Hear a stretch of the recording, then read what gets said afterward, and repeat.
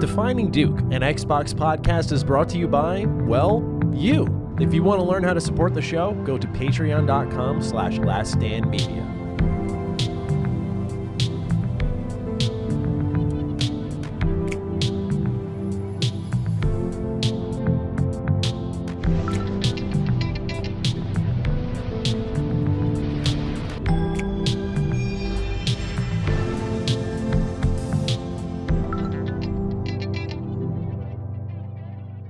Salutations, everybody. It is Matty here today, and welcome to episode 181 of Defining Duke, an Xbox podcast.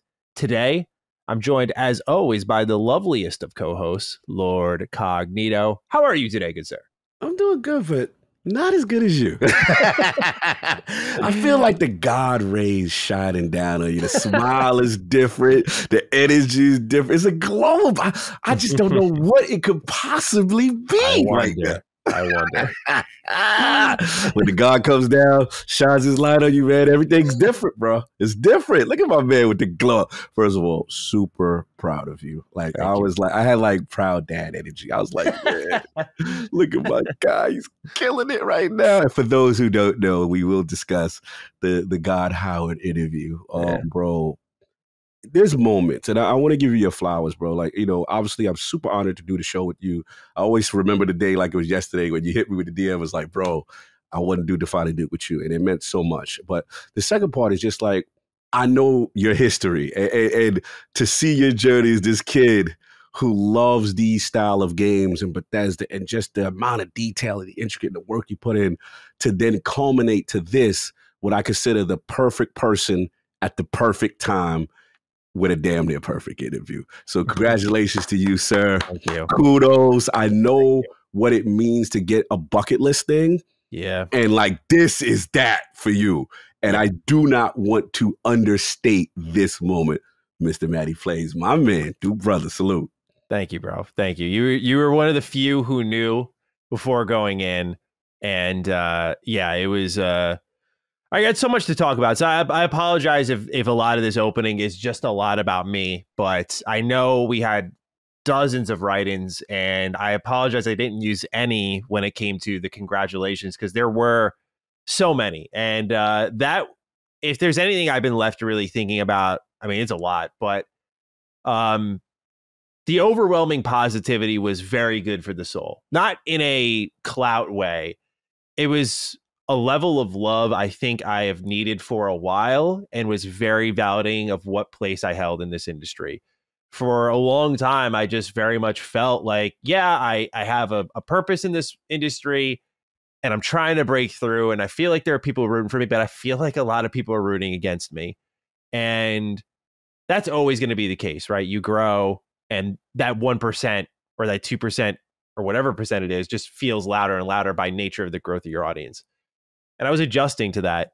And so when we were locking in this interview, which, by the way, was half a year in the works, I put in the pitch in January, and it's been a long time coming. And obviously with all the news beats in between, I thought there were many times like you had that fork in the road moment of like, am I staying true to myself, or do I curb my opinions to see if I might get this op? And I was like, I'm just going to do what I've always done. I've talked about my fork in the road moments throughout my whole career. I was like, I'm just going to do what I've always done. To stay true to myself, and to see it culminate in that, and to see the celebration. I really anticipated there was going to be a little more blowback. I thought when I learned I was going to be Todd's only interview, right? Originally it was me and I don't know who else, but it was someone else.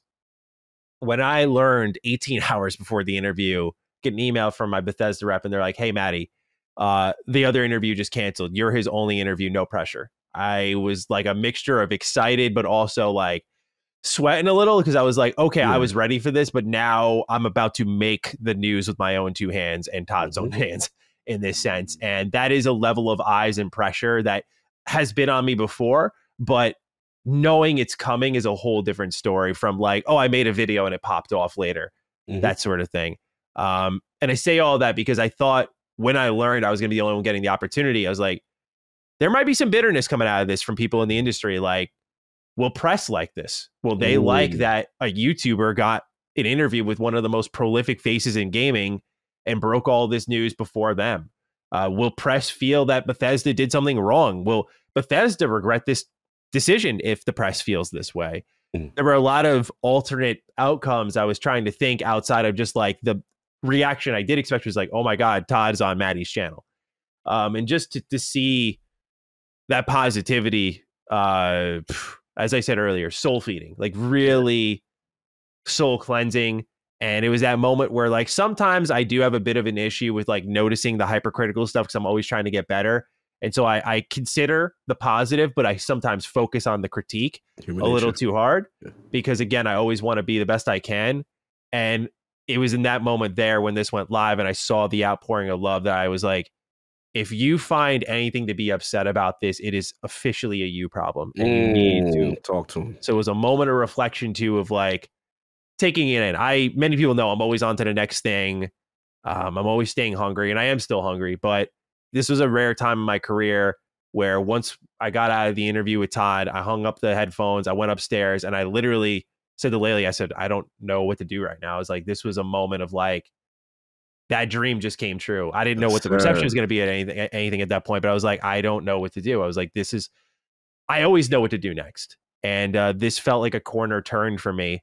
And so thank you to everyone who had extremely kind words. I mean, it was really a happy tears moment for me. Just when I sat down on Father's Day, I got home from hanging out with my family. I read the comments as best as I could, but I really sat down to soak it in that night.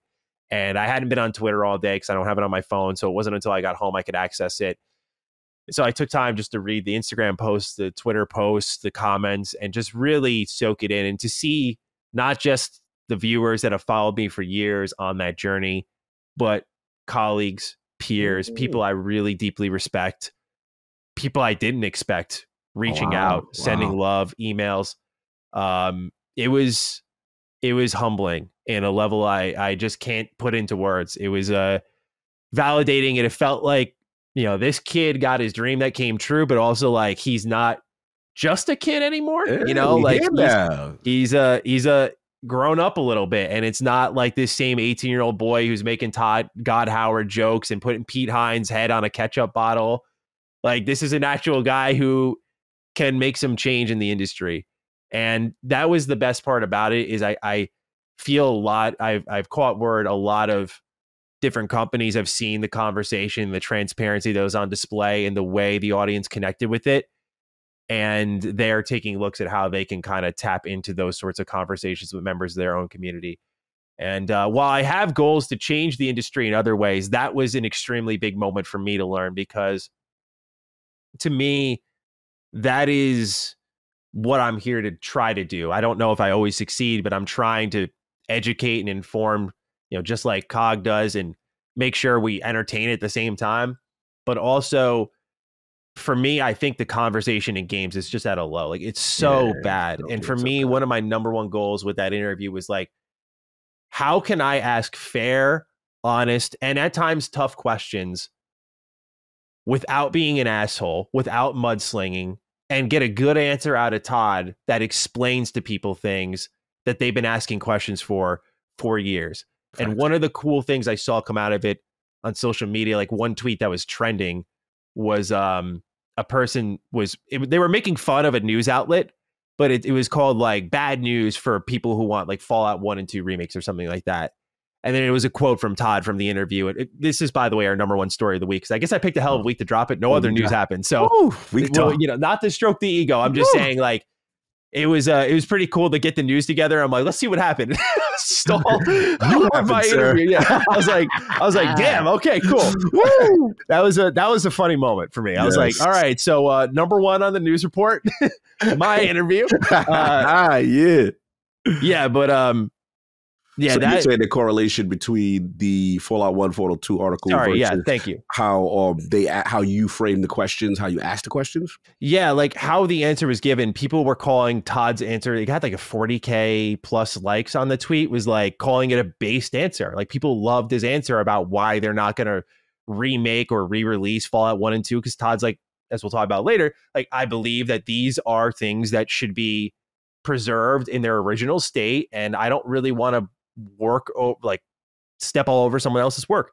It was a really good answer, but because I think number one, I asked the right question Mm-hmm. and opened up that avenue. Most people were like, where's Fallout 3 in New Vegas? It's like, we've had that answered so many times. I tried to avoid those pitfalls. Yeah, like, you did know, a great job with that, by the way. Oh, thank you. Really good. Like, again, definitely, you know, I've never got an interview like that. But, you know, one thing that I do try to do is, you know, you do your research, right? You look at, you know, the person's been asked a zillion questions. That's what makes it tougher. As someone who has a lot of exposure already, to try to find your unique pocket or how you're going to approach. And that's what I saw that you did. You had unique things. And what I liked is the reaction. Oh, you know what? That's a good question. No, when you get that, when Todd hit me with that a few times, I was like, all right, good. Bro, that is an interviewer. Like when you interview someone, that is the wet dream. That is when you go, okay. And I know what it feels like, because it happened a few times with past interviews with me, and you feel so good because you know the research paid off, and you know they know you know what you're talking about, and you have that nuance to it. But continue, keep on. Well, it also makes it fun for them. Like, Todd's been interviewed a million times before, and I think, I'm not trying to dog other interviews, but I think you could feel a different energy on the show with me versus other ones in the past. He really had a lot of fun. Like, he was authentically excited about it. And I will just say this is that he wanted to ask, he really didn't want to be like prepped at all for the interview. He was like, I just want to talk to Matty. Like, he was just like, I want to have that conversation. He's like, when we set up the call, he's like, let's just have a talk, dude. Like, let's go. You know, we can have this format and everything, but let's just talk. And I was like, cool. Like, I had my structure to the right and everything, but he was comfortable and confident, and as he would with a guy who's as media trained as him. But yeah, it was seeing the response to those sorts of answers from Todd was good, because again, what I really want to do beyond, you know, make things for the industry that are like videos and games, is create better understanding between developers and the game players. And it doesn't mean that everyone's going to understand and love everything that's done in the industry, but I think the big problem is no one knows the hows and the whys of things. And I just feel that was a good conversation we had that got, especially in the last 20 minutes, like after that, we kind of cooled off on, you know, the Elder Scrolls, Starfield, Fallout stuff, and got really into design philosophies and engines and feedback and criticism and humanization of the developer. Part. And I think that really connected with a lot of people, because most people were like snake oil, not most people, sorry. Some loudmouths are like snake oil salesmen, and some people are like, you know, oh, this is the guy who's 16 times the detail, et cetera, et cetera. And I think his feet can be held to the fire for that. He talked about that himself. Like, sure, definitely. But it was good for people to get clarity on a lot of things that have been, I think, mischaracterized surrounding Bethesda. And I think that's why I learned they felt really good about the interview, because I think it let them write the record on some things that, you know, that's it's up to them how they answer it. But I think they saw it as a good opportunity to be like, oh, with the feedback, like I saw them getting dogged on. And in all honesty, my question set Todd up kind of as a victim. And he was like, no, like, we want that. We need that. Like, please continue it. He in them comments, I was like, damn, you reading all that, bro? like he in them. I caught that part. Yeah. So, you know, just on that front, just honored to be part of it. I hope it makes a change. And I aim to take that interview to other people, I'll just say, in the industry, and be like, come sit down. You can see I can do it. And let's see what we got. Like, let's go make some magic, pretty much. That's what it is, bro. Yeah, no, well done, well said. And I think that's where the thing that what really resonated with what you said, what I align with, is the reason why I love those style of interviews is because, again, as the gamer, we don't know everything, bro. We think we know. We think we know. And I think what it is it gives that clarity. It gives that nuance to help us understand things a little better. We may not agree, right? And we still will push back when things we don't understand or things we're passionate about. But as long as we do it in a respectful way, they respect that. You know what I'm saying? And it's dope to hear you say, like, yo, Matty, let's talk. Let's just have a conversation, that kind of thing. And that's rare. And the fact that, again, who you are and what you have done have earned that trust level to be able to do that. That's a special thing, and that should be celebrated. And that's what I think we should strive to do in this industry. And I love interviews for that purpose, man. Yeah. So, yeah, super proud, bro. That was dope.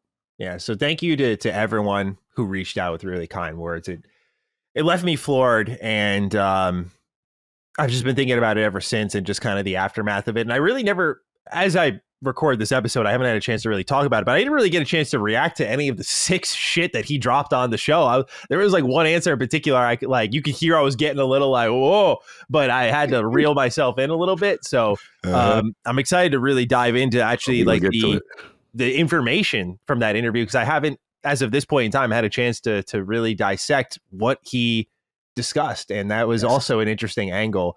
And I think last thing I'll just say that was really, really cool, because I wasn't sure it would come out that way, was like, for example, one of my friends, Juicehead, who's a fellow YouTuber, covers a lot of Bethesda content, like reached out personally and said, dude, like, that might be Todd's best interview that you just did. Like, and that was cool, because like me and him and a few others like break down every Todd Howard interview, because he always just drops a ton of information.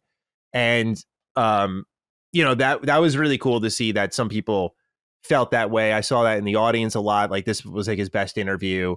And so that was really cool. And I'll just say, I hope we can do it again sometime. And you know, kudos to Todd. I think the other thing that people are giving me a lot of credit, and I appreciate that, but it takes a good dance partner in an interview. Absolutely. And Todd was more than willing to answer my questions from top to bottom.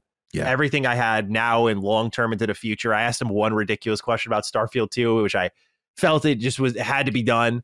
But he fielded them all and gave really fair, honest answers. And you know, I thought that was great. So, you know, kudos to him. You know, I appreciate everyone giving me credit, but you can only, I've said before with certain interviews, like, you can only squeeze so much out of them. Like, you don't know if they've just been told to say something, and you can corner them and they might just give you a shitty answer in turn. You know, we talked about with the Sarah Bond interview with Bloomberg. It's like, when you're told, just go out there and say this, doesn't matter what they say, just go out there and say this, you see how that plays out. So it takes a good dance partner to make a great interview. So appreciate Todd's willingness big time to just hop on and have that conversation.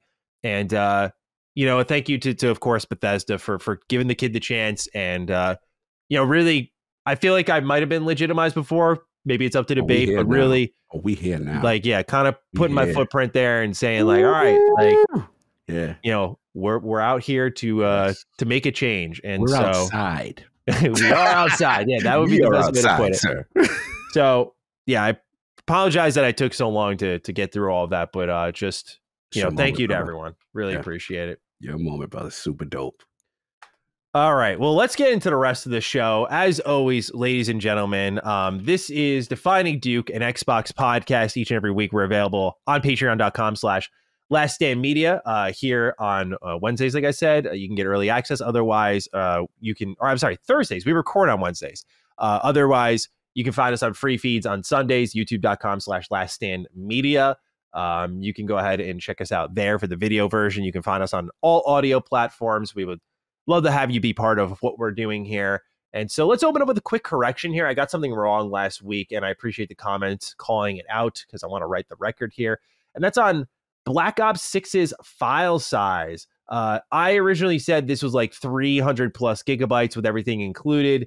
This is actually wrong. That size included MW2, 3, Warzone, and all other content. The actual file size of Black Ops 6, as clarified by the Call of Duty Updates channel on Twitter, is yet to be announced and will be available closer to launch. I would still say anticipate a large file size, but maybe not 300 gigabytes. So I appreciate everyone writing in with that clarification. Fair enough. I didn't even realize it myself. So yeah, good. It was easy to believe. I get it. I could have ran away with that one and created a bit of misinformation, but all good. Let's move on to actual news now. Multiple games announced for Xbox at the June 2024 Nintendo Direct. We got Fantasian Neo Dimension coming winter 2024. Mio Memories in Orbit coming 2025. Dragon Quest III Remake has a release date now of November 14th, 2024, so 5 months from now. You have Dragon Quest 1 and 2 remakes announced as well. They're coming in 2025. Metal Slug Attack Reloaded is out right now, so it got shadow dropped. Ace Attorney Investigations Collection is coming to Xbox September 6th, 2024. Don't point at me. Danganronpa killer. Just joking. Well, actually, a Danganronpa coded game was revealed at the Nintendo Direct. I don't know if you saw, but it's like an Academy Defense game with the same Danganronpa art and sprites. Like, you know, the like characters that stand there in the school, and it's like the flat PNGs. Like, they even did that. It's like, oh, they're cool, but it's a turn-based game, Cog. All right, I gotta check this out. What was the name of that joint? It's got a funny ass name. Hold on, The Last Defense Academy or something like that. The 100 line, Last Defense Academy, a new adventure from the creators of Danganronpa and Zero Escape. 15 students are tasked with defending a school from grotesque monsters for 100 days. Can they make it to the end, and will they survive long enough to uncover the truth? And towards the end, okay, that I was just getting close to it. Okay, I got it now. And like the art and the pictures and I'm looking at it right now, dude. It looks so freaking good. That's so dang good. It looks so good. It looks good though. Energy, yeah. It definitely looks good. And they have choice and consequence here. It's got some tactics combat. They got this side-scrolling exploration, very similar to Danganronpa 2. I'm sorry, I'm taking us off track, but this game... Oh, that's good. Whew, looks so good. I can't wait. That's coming out top in 2025. I look good. I can't front. However, there are also games announced that are not coming to Xbox. Fairy Tail 2, Farmaja, I believe is how you say it, a farming RPG. Romancing Saga 2 Remake. And I think the most important one, which we do have a write-in on, Marvel vs. Capcom Fighting Collection. Jay Reed writes in, "Greetings, Dukes. So this weekend I had some buddies over, pulled out my 360, hooked up my new classic, and we got a few rounds of MVC2 and X-Men vs. Street Fighter in. So can you imagine my joy when I saw the collection get announced, only for it to immediately sour as the games don't have an Xbox release? What gives? Surely porting these older games isn't that hard, and Xbox's commitment to legacy games, it feels very strange for this collection to skip the console. Any insights would be greatly appreciated. Have a finally wondering if the end is approaching kind of day." Thank you for writing in, Jay Reed. Yeah, this one sucks. You know, obviously huge FGC guy here, you know, Marvel versus Capcom. And I want to shout out other things on this collection. There's actually the Punisher side-scrolling, almost kind of like beat 'em up in a you know, Ninja Turtle style kind of style.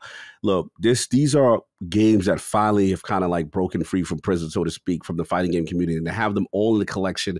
Then like the classic music tracks, you know, for those who played, you know, the title screen, I want to take them for a ride. Like they did all the call outs and things for people who love this franchise, and for this to miss really, really hurts. Now, shout out to Windows Central. It looks like they ran an article talking about to bring that up. Okay, so you want to try? You want to leave that in? Oh, okay. Go ahead. And yeah, pretty much saying that it's Capcom's MT framework engine is to blame for the recent omissions. And they said they have right now. Capcom has no pipeline for porting older MT framework titles to Xbox Modern's era system, which makes it more expensive to deliver the same titles than it would be porting them over to PlayStation 4, Switch, or PC. And maybe Microsoft could lend a hand in there. So I did some digging because you uncovered, sir. Okay. Yeah, I was a little upset because I'm just like, man, you know, what's going on? So I tapped some people and I'm just like, you know, what's going on here? So the vibe I got is, yes, there is some truth to that. There are more specifics that, you know, basically the conversation is more nuanced from a technical side, but also a business side, right? Now, again, that didn't satiate my answer for everything, but one would hope they get involved with this because as the cops are upset, this is a violation, right? So the thing about it is this. What I'm seeing is these older titles, whether it be, remember we had this similar situation with the Pixel remaster and stuff like that. So I'm wondering if this pipeline issue is also affecting these older titles, and they got to get this corrected because we do know it's no beef between Capcom. We got Path of the Goddess. We got all the relationship has tremendously improved. Yeah. But what I don't want Xbox to do, and I'm going to be on y'all, I don't want y'all minimizing this because what happens is you're missing out on a genre, and then you keep the narrative up of you're lesser than, it doesn't come to you. Yeah. And we don't want that. So I would like this to get addressed. Yeah. It's good to get a technical explanation on it, or a theory, I should say. Yeah. Because it kind of dissolves that narrative of like, it's not super personal, like I think some people are making it out to be. It still does like beg the mindset of like, oh, well, even if it did cost you a little extra, are you saying Xbox fans wouldn't buy this and that it's not worth bringing it over, which then supports that same mindset we're talking about. So yeah, it's disappointing because what it means is it explains games like Mega Man Battle Network Collection missing. To my understanding, that's why these collections arrive as PS4 ports that you just play on your PS5, because the PS4 still supports this MT framework infrastructure. It's always a shame because MVC coming back is a major deal, specifically MVC2. Everyone's been like, free MVC2. Kudos to Capcom. I really thought what they would do with all of this is just like, hey, let's remake MVC2 or like let's sell it individually, to put it as part of a multi-game collection. Like I can imagine, as someone who's a Mega Man Battle Network fan, knowing that they took all of those versions, all 10 games, and put them into one. Like Capcom, I know we talk a lot about their AAA games, but they are like the master of the collection, the re-release. Like they've done it for Mega Man, now they're doing it for MVC, fighting games.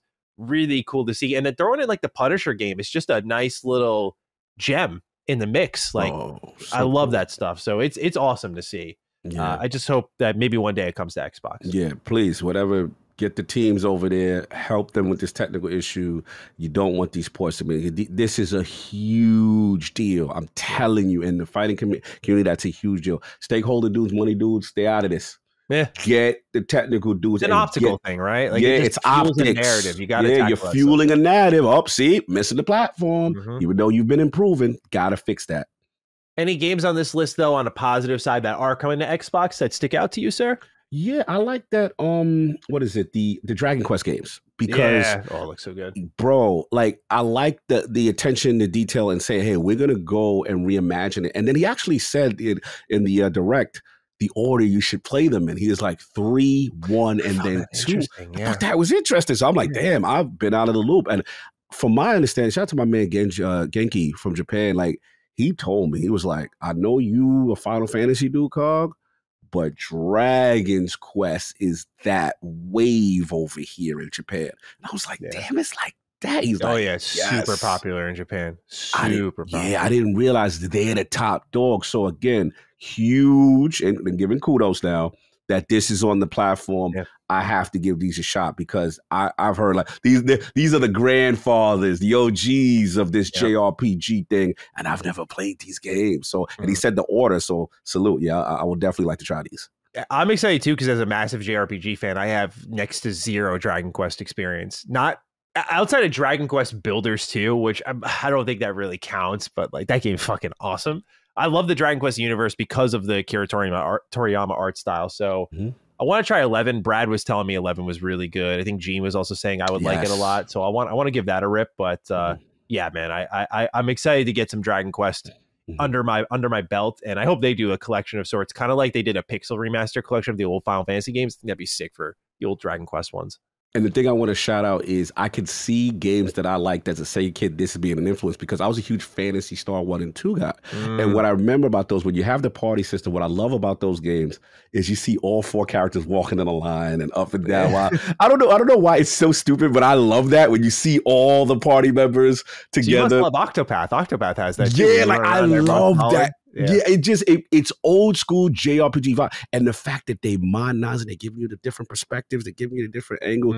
I'm like, all right, this is the perfect time for me to try these joints. So yeah, and I'm actually going to be utilizing my Ally a lot. I've been throwing a lot of JRPGs and Octopath and other things we'll talk about on the Ally. Yeah, because I said this will be my way to be able to get these games done on the go as opposed. They're perfect portable games. I'm noticing JRPGs I'm playing more on portable.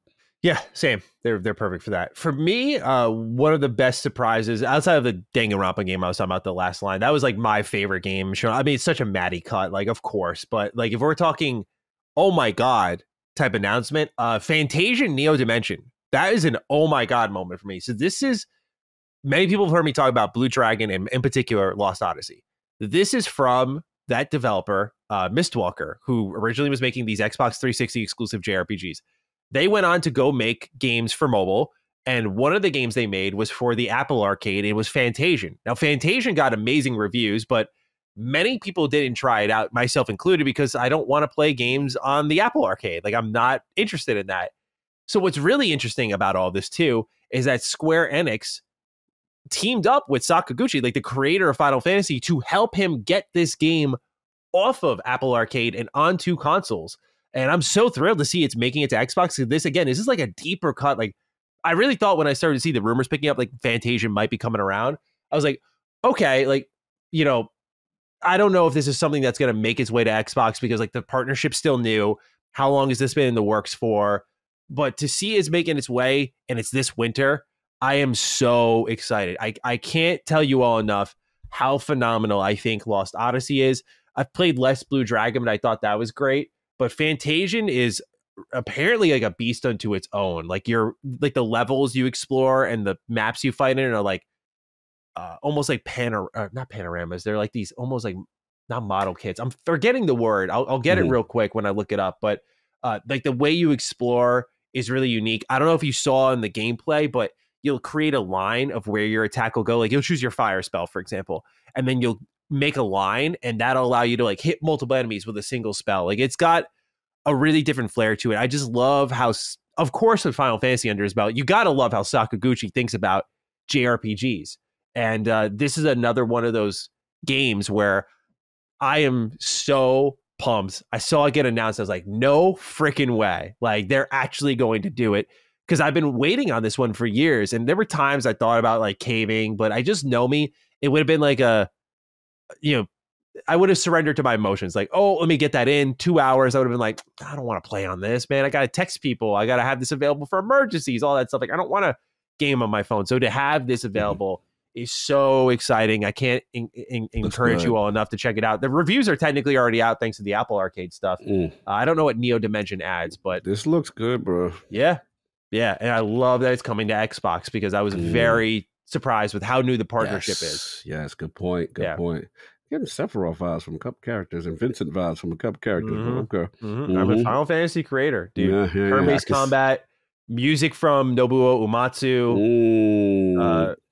They say, that's the word I was looking for. One of the unique things about Fantasian, this is from IGN, is that its environments were initially concepted physically with dioramas before being made into the game.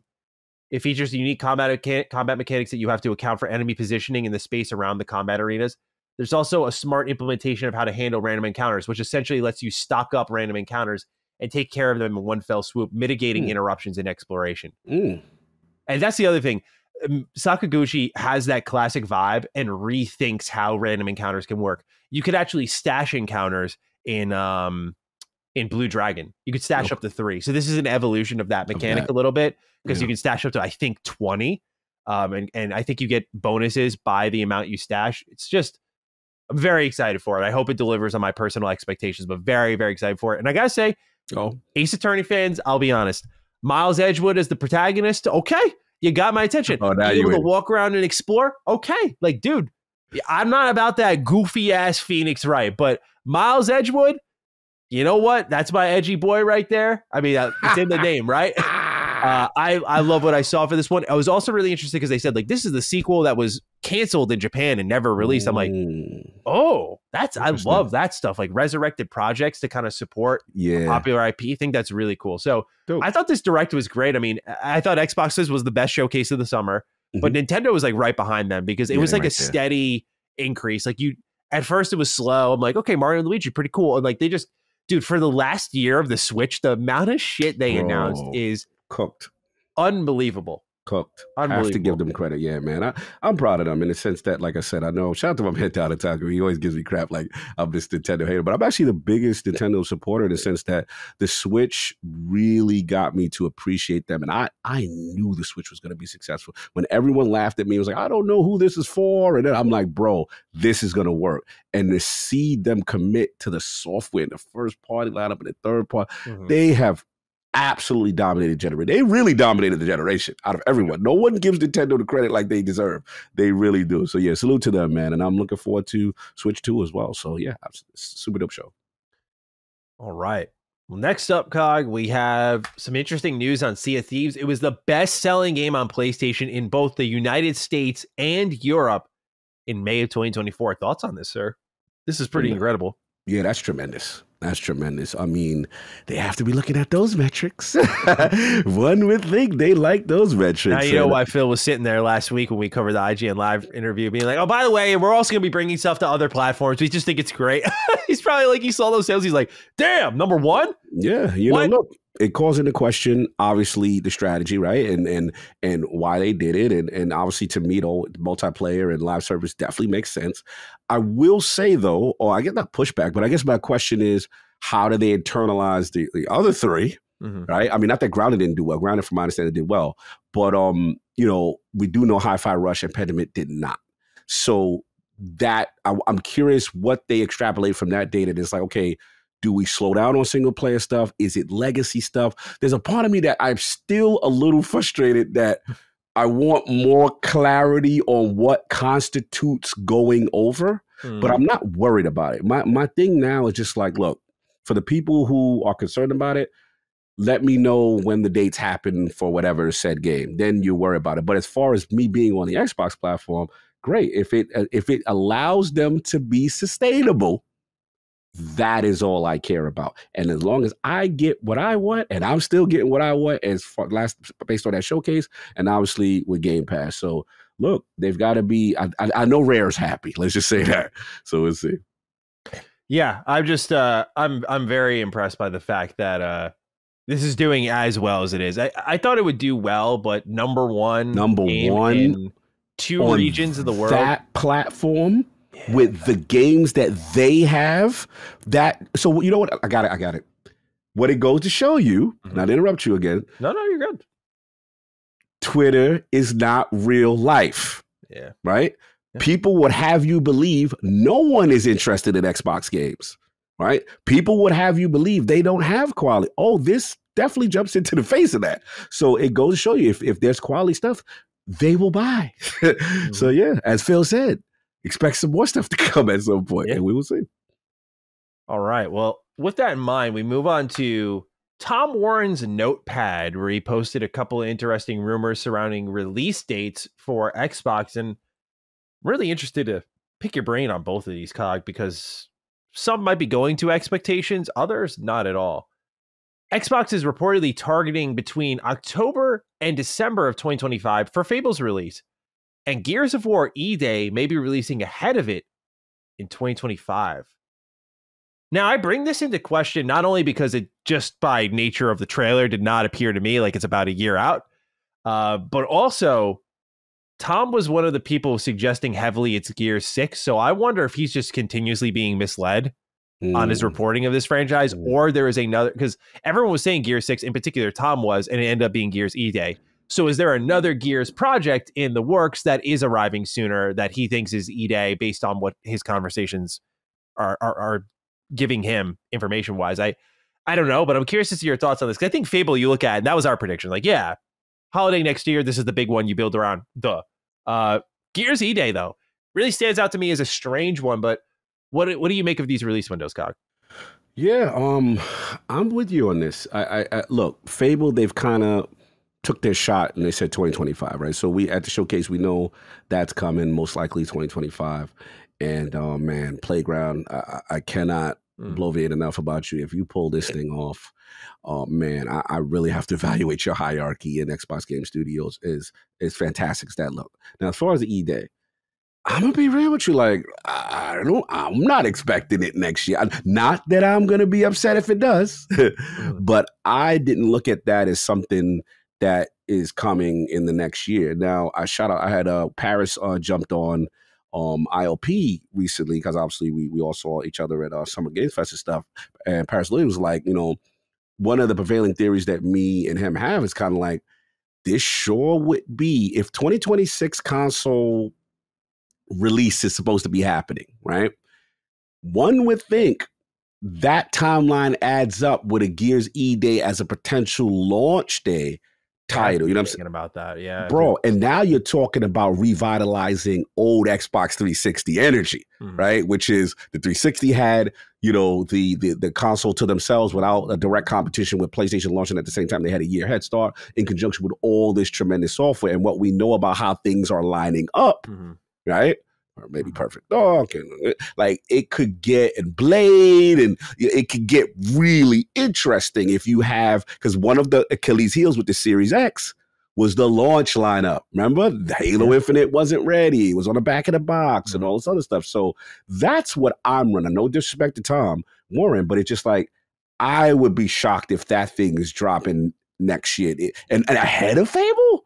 Yeah, that would be a shock to me. But hey, Coalition is up to you. If you're ready, go by all means. But I'm looking at you as a 2026 game. That's just me personally. Yeah.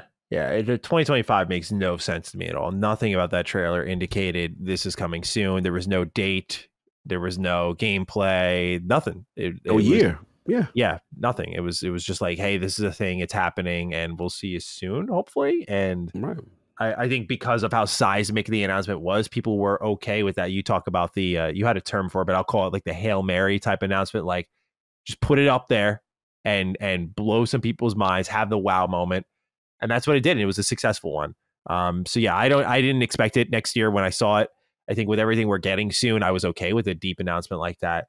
But yeah, Gears E-Day, I as we see these games announced right now, I hope we get clarity on next gen soon, because I really am interested to see what's like. So a lot of people are looking at Perfect Dark. They're like, I don't know about this one. I'm like, well, if it's for next gen, then maybe you might get it a little bit more, right? Because that's something we saw. I don't know if you got the same feeling, but when I saw Perfect Dark, I was like, they're doing some things here, animation and counter and shooting wise at the same time, where I'm like, is this scripted, or is this like we're getting a look at what that next gen tech evolution is going to be doing for the gameplay for Xbox? If so, shit, bro, watch out. But we'll see. You know, I'm assuming at that point, but you have to start looking long term for Xbox, because that rumor keeps popping up, like, oh, a handheld and also next gen soon. It's like, all right. I mean, I love the idea. I've said it before. The idea of that next gen 2026 Xbox that's like, we're going to kick things off 2 years early. We're going to get that 360 magic back. You know what? Best time to do it. Why is that? What did people say coming out of this showcase? 360 energy, right? Yes. You had the shooter box vibe the whole way through. Bro. You had the good RPGs the whole way through. That was Xbox. That was Xbox through like what, 2005 all the way to 2013. Like that was Xbox, man. Good RPGs, amazing shooters of all kinds, and got that feeling again. So stepping out of it, it's like if they got something cooking for us next gen wise in the next like 2 years, I think we got to take an honest look at games like Gears E-Day, like you said, and start thinking like, is this a launch title? Because I think they have to identify and be like, last thing I'll say. Go for it. Halo Infinite, let's say in a hypothetical world, it does make its launch title lineup and like it's there. You just have one game. Your competition still had multiple ready before you. Yeah. And I will say in Xbox's defense, launch titles did matter, but a lot of people were buying into Xbox vision-wise, Game Pass-wise, and they were keeping up with PlayStation for a while. Surprisingly. But yeah, which was to our complete shock. It's just that they had enough rakes they stepped on that, you know, that fell off, which was unfortunate. But I think now they see like, okay, look what we did with a vision. Imagine if we have things. And, so I anticipate they'll be more ready for a launch line. But if they bring out something like, look, I know people hate the Xbox One, but like, you bring out an Xbox One quality launch lineup, like I fucking love that lineup. I still think about it to this day. I'm like, that was so much fun. Like I had so much good shit to keep playing. Killer Instinct, Dead Rising, Rise. I know everyone's like 7 out of 10, 6 out of 10, 5 out of 10, but I'm like, dude, these were great games in my opinion. Launch games. I had a ton of fun with it. So yeah, I hope Xbox really stocks up. And obviously you got Call of Duty, so you can say day one, new COD on the new COD. Yeah. That's huge. A new COD, a new Gears, a Perfect Dark. It just, the more you think about it, the more it makes sense for them to kind of hit the soft reset button and like get things going earlier, because they can kind of, I guess, start a new slate and really gear up for who knows what we're waiting for, man. I mean, it's getting exciting, I think. Absolutely. All right, dude. We got some new Gears of War E-Day details thanks to an interview from Windows Central. I picked out a couple of key quotes here that I noticed and I thought y'all would find interesting. Gears has a pretty clear DNA for gameplay modes. This is when asked about multiplayer. So you can probably anticipate where we'll be going with E-Day. And I think this is naturally suggesting, you know, Horde mode, PvP are confirmed. I don't think there was much doubt. Do we know Gears without it? Not really. But I think in a world with Halo Infinite launching without Forge and all that stuff, you never really know. So it seems like they're very much indicating Horde and PvP will be there alongside the story. E-Day is an origin story. Nicole Fawcett continued. It's the origin story of the bond that defines the franchise, which is Marcus Phoenix and Dom Santiago's friendship. When you first meet them, they're not the same Marcus and Dom you know. In Gears 1, they've already spent 14 years together fighting the Locust. So just a little bit of context there. We think we have a pretty good handle on what makes Gears feel great, but that doesn't mean we have to return Gears to its simplest possible version. There's some things we tried that didn't work great. They're talking, by the way, in reference to like, will things be open world or linear? And some things we tried that actually turned out pretty good. We know that there's this core, linear, against all odds thing that flows through it, but there's room for us to play with that. We've got a whole city to play with. Gears of War E-Day is going to feel like a fucking kick-ass Gears game, like the one people have in their heads, but it's going to feel like a new game too. It's going to have a new feel. It's going to feel fresh and good at the same time. When asked if ROM is going to show up, they said, we're not answering story questions right now, the duo say, exchanging smirks. I asked if Gears of War E-Day is starting off a new trilogy. It does take place 14 years before Gears of War 1, after all. That's a lot of story you could pack into a decade and a half. They said, we're focusing on this and pouring everything we can into it right now. What the next game will be for us to decide in the future, Matt said, with Nicole chiming in. We're not retreating from the stories of Gears 4 and 5, though. We just spent time thinking about the stories we want to tell, and we can flex the franchise from both sides. Yeah, we're excited about telling this story, and hopefully fans will love this story too. And I think it's because they want to turn this into a fucking trilogy and leave Gears 5 behind. I think that is the long-term plan. Yeah. I think that is a long-term plan. They're like, can we get 3? Like, Phil's probably sitting there, Matt Booty's sitting there like, can we get 3 Gears games out of this part of the timeline? We can. Make it rain, Coalition. Go ahead. You're off of tech support duty for a couple of years. Go get him, kid. Yeah, man. What do you think of some of these comments here on State of Decay? Or not State of Decay, sorry. Gears of War E-Day. Oh, man. This is soul-speaking stuff. Like, oh, man. First of all, I am surprised that it is a full suite. I'll be honest. Only because I'm like, all right, not that I don't want it. First of all, I am a Horde mode guy. When Cliffy B announced Horde mode for, I believe it was Gears 2 or Gears 3. I forget which one it did. Yep. Gears 2, yeah.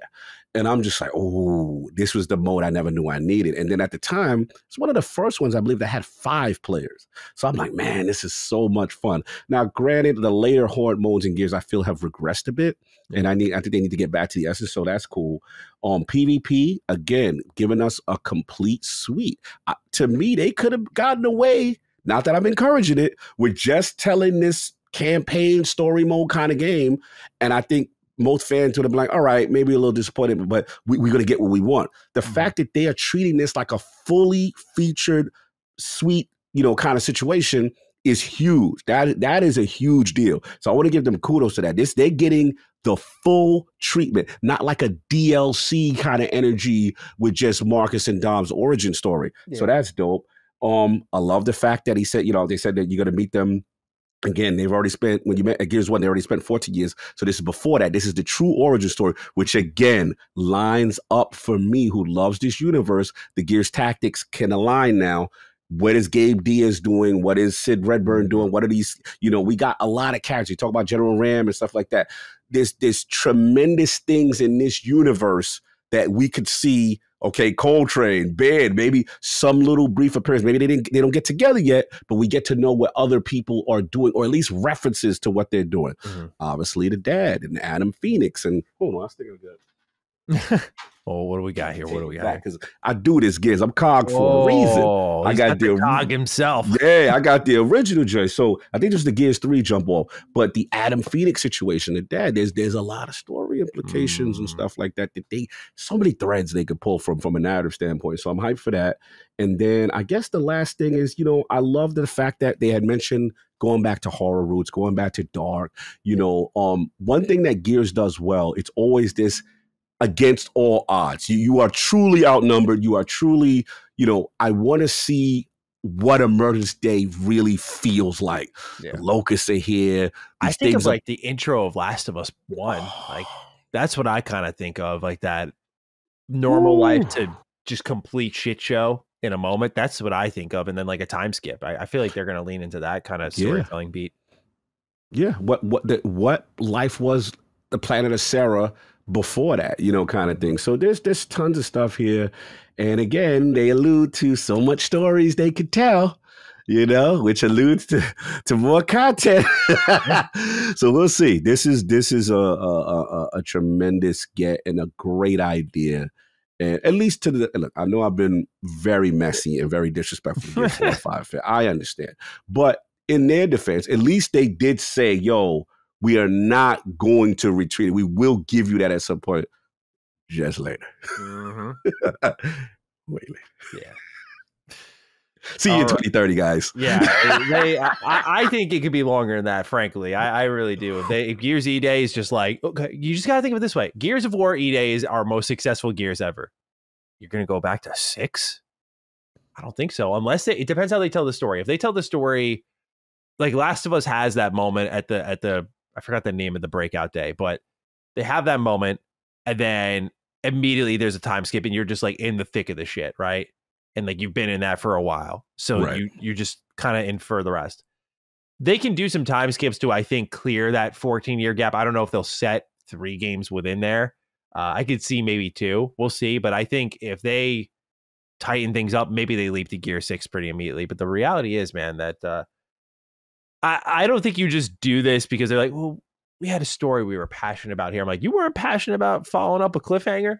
Mm-hmm. You had no ideas? What are you setting up in Gears E-Day that's going to connect all the way back here? You got to wonder about that sort of stuff, right? So I get a feeling that if this does well, again, it's the same energy we had with the third-party stuff, right? Like, all it takes is one success or failure, and they have the justification either way. It's like, all this needs to do is perform well, and I think they're just going to be like, do it again. Absolutely. All right. Next up on the list here, Jez Corden has heard that State of Decay 3 could be targeting 2025. What's going on here, man? We're getting a lot of 2025 rumors. 2025 trying to get a little stacked here now all of a sudden. Look, I'm pulling for them. This to me, I'm going to put a lot of pressure on them. This to me, if State of Decay can land, that to me really says a lot based on what I know about the development situation in that studio. So yeah, if that, man, I was thinking 2026 to be honest, because they left without a year. So if Jez is putting on, Jez is a huge State of Decay fan. Shout out to Jez. He's like me. We're huge State of Decay fans. So if he's hearing that, now how's a year lining up? We right now we low on South of Midnight has put their foot down as far as they want to jump into 2025, and then we've heard that Fable put they shot their shot with 2025. You get a year with that and State of Decay, solid year, man, absolute solid year. So we shall see. I'll keep my eyebrows open, but if Jez said it, I got to start taking it serious now. Like Jez's reporting for the most part is just stellar. So yeah, I'm gonna look at that, man. That'll be a great year. What you think? Yeah, I look at it with a little more of a, I guess, just skepticism. Yeah, okay, because fair. I feel like a lot of things can come out in 2025, but if you're Xbox and you have an abundance of riches, like we talked about last week, you kind of got to start spreading things out. The intentional delay while someone works on something else or supports a title that maybe needs a little more help, that sort of thing. I think they very much. Every company's trying to emulate Nintendo in their own ways. I think PlayStation so badly wants to be like Nintendo in their kind of, we speak when we want to speak. Here's our state of play, which is identical to Nintendo. Our exclusive setups are similar to Nintendo. Like, we do business only with ourselves. Like, they just give so much like Nintendo Apple hybrid energy to me. I think Xbox wants to emulate the Nintendo part where it's like, oh, we can have a project done for like 2 years and then just put it in this part of the calendar and boom, like we'll just drop this when we're having a low or something like that. Like think of how many times, like it's a common rumor and sometimes even firmed up to hear from Nintendo, like, oh, this game's been sitting there for a year and they just decided to release it now.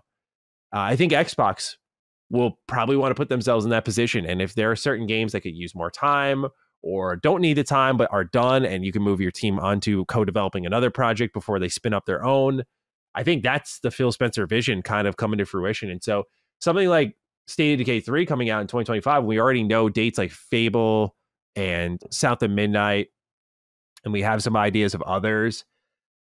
Do we really need State of Decay 3? Do we? I mean, I wouldn't hate it, but again, you probably want to spread these out. If you can get one per quarter, I think they have that between their Xbox Game Studios titles and their first party titles and third party partnerships. That, they just have so much going on right now. It's very exciting. But I think they just got to spread it out. And so I look at something like this, I'm like, it could probably target 2025, but does it need to come out then?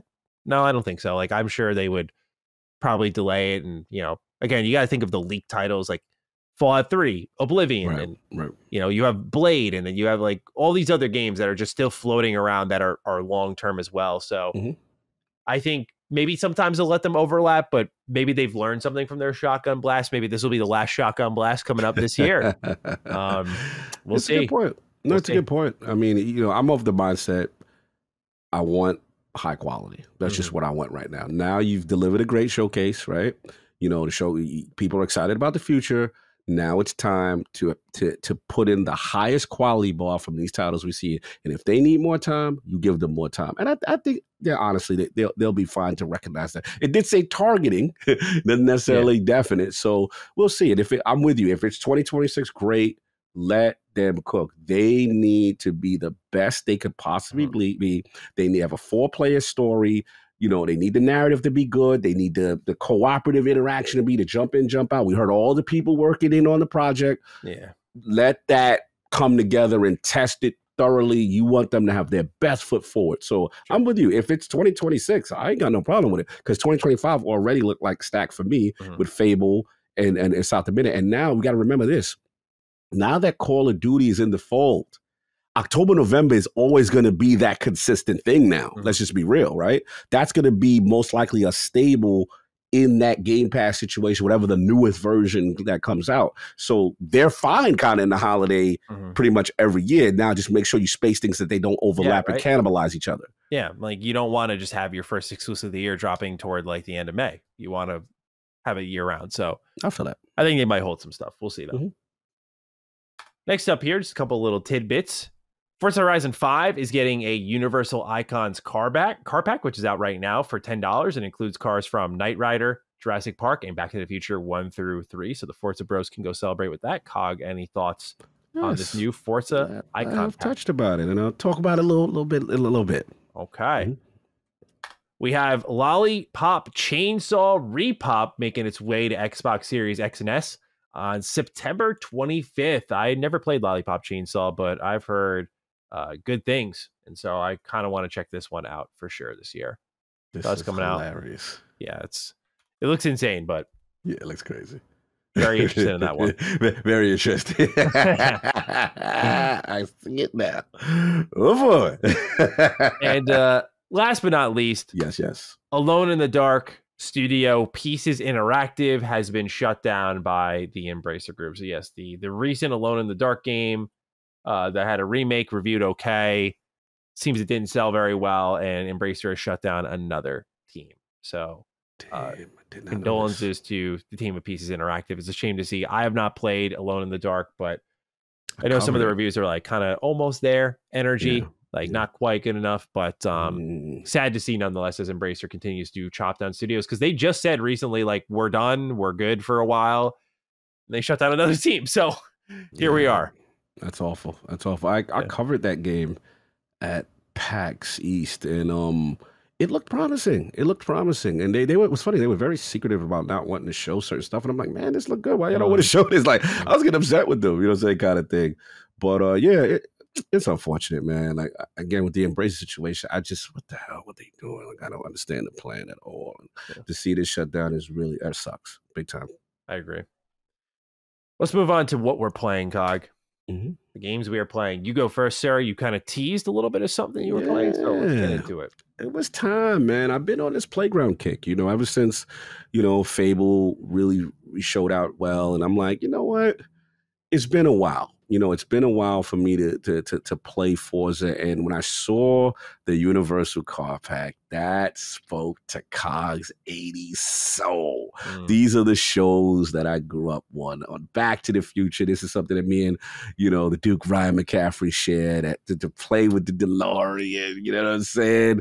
Classic movies. Those are movies that shaped my childhood. And then as far as, Knight Rider, bro. I am a Knight Rider dude. Didn't Michael Knight.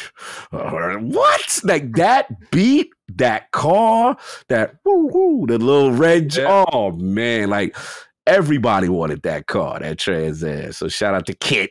You know what I'm saying? Like I've always wanted a game to celebrate it. And for Forza to get the deal, the marketing rights, and I haven't fired up in a while. I will say this, speaking of ROG Ally being my JRPG, oh my God, it runs amazing on the Ally. Oh my God, 60 frames.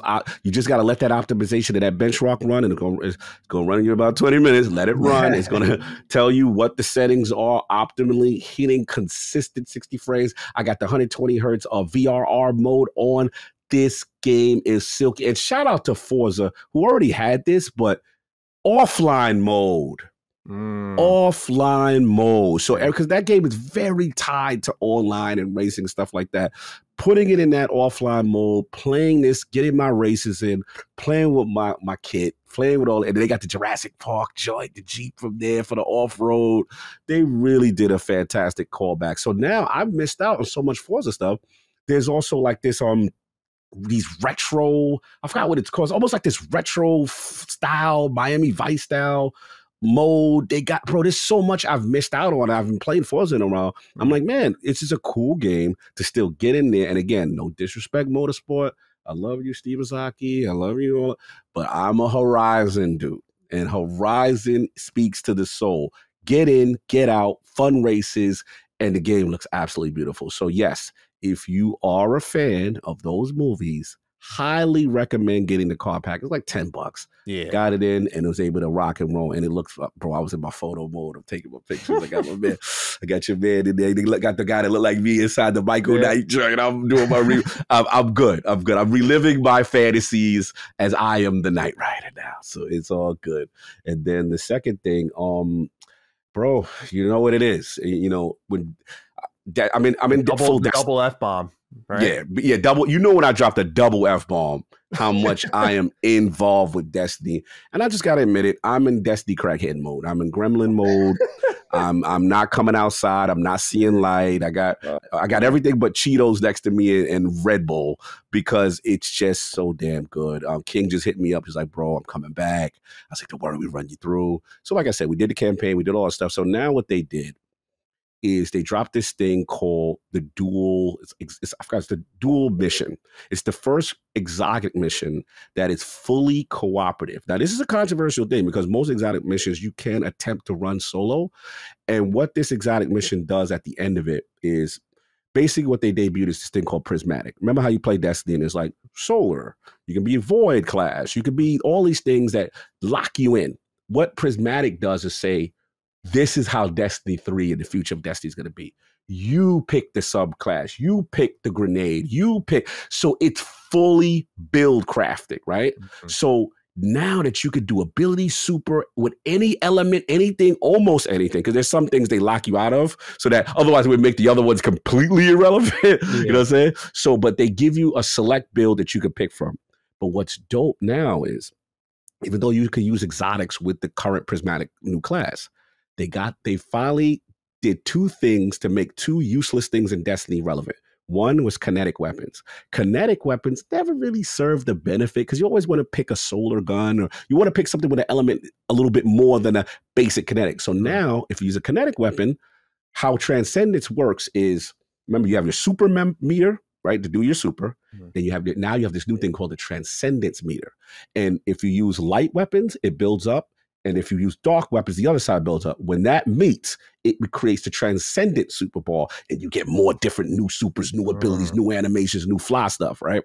But what they did with kinetic weapons is they said if you use kinetic weapons, it builds the meter up evenly. So now they added value to Connect. That's one. Second complaint of Destiny always was when you use exotic headpiece, armor, arms, boots, the class item was nothing you ever used. It just wasn't. It was just like for Titans, they call it the butt towel. For Warlocks, you know what I'm saying? It was just a armband. And for Hunters, you had a cloak. But other than a cosmetic thing, it really had no use.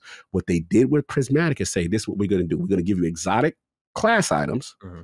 But what these class items do, they come with two perks of other exotics. Maybe a little lesser version. So basically, it's these random rolls of perks that other exotics had from all classes and some new ones, bro. And it changes the game on its head, Matty. The combinations are powerful. You could have double melees. I got a perk that anytime I hit someone, it poisons the group. Like groundbreaking, game breaking kind of stuff. I'm worried about their, like they are letting us go. So basically what this quest that came out now, what everyone is now confirmed, the best exotic quest they've ever made. I'm talking about, it'll be like me and you.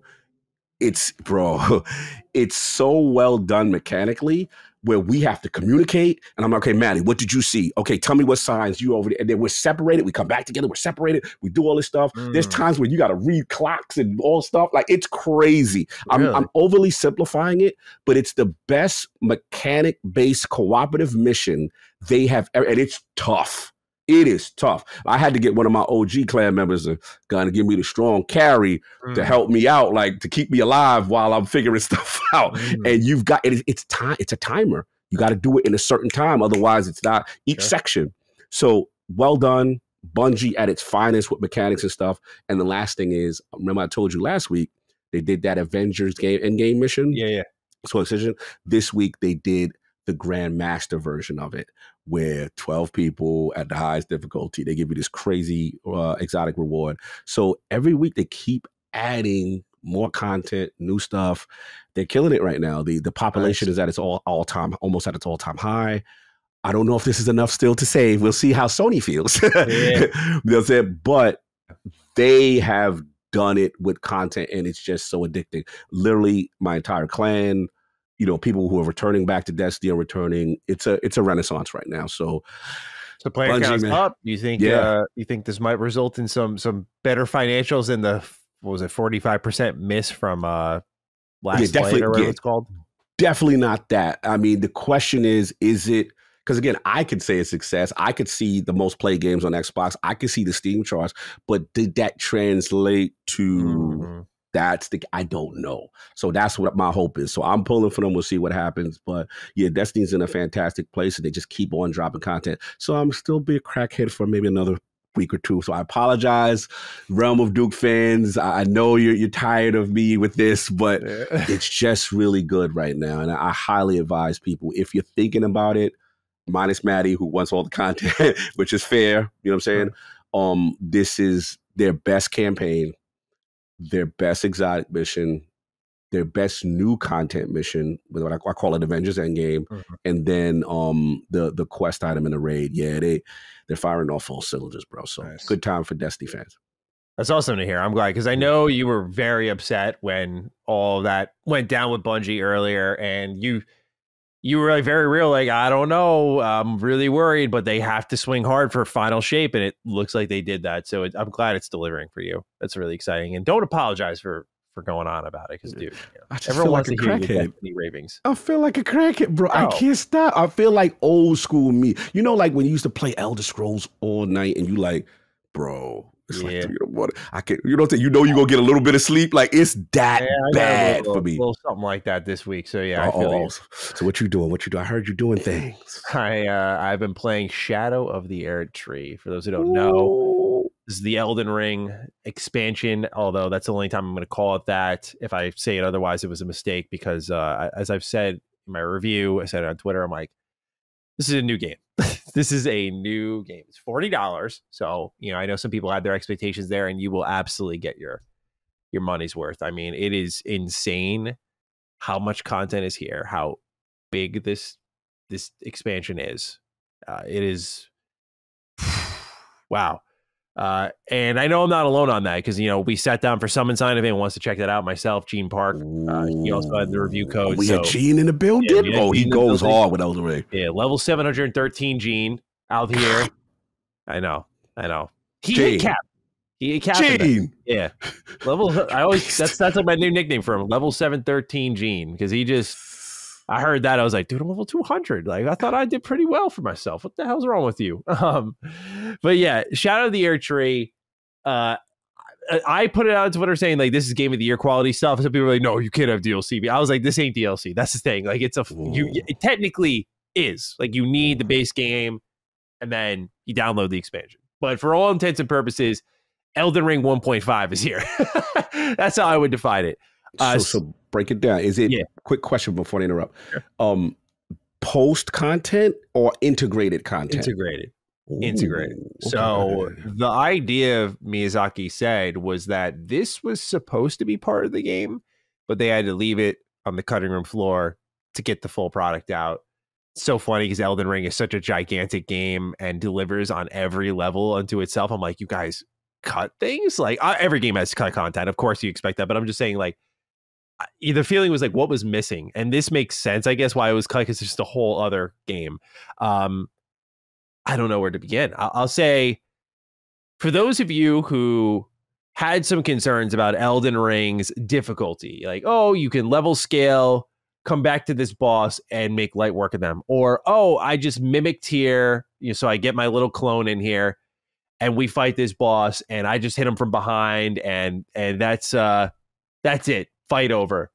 Let's just say Shadow of the Erdtree should be defined as a end game area, expecting you to be at a god tier state for your save file, and they are going to mercilessly beat the shit out of you, and that final boss has no mercy at all. It is, barring, I'd say, Ishin, probably the hardest FromSoft boss they have made. It is fucking absurd. And I think it'll be music to a lot of people's ears. This DLC is way more difficult. How do they do so? Cog, this isn't music to your ears at all. Yeah, you cannot power level this one. You can, even co-op will probably not save you here. I can't get Attica. He can't. I can't come. He doing the work, and I come behind and go, hiya! Yeah, you can bring him in, but I mean, there's certain. I'll just say this: there's a lot of AOE in this expansion. You got to be on your toes, and it is the type of expansion where, dude, I've got to this final boss. Took me about, I think, 20 hours, give or take, to go there. And I got bounced for like 3 hours straight. And I was like, okay, fine, I give. I'm going to go explore.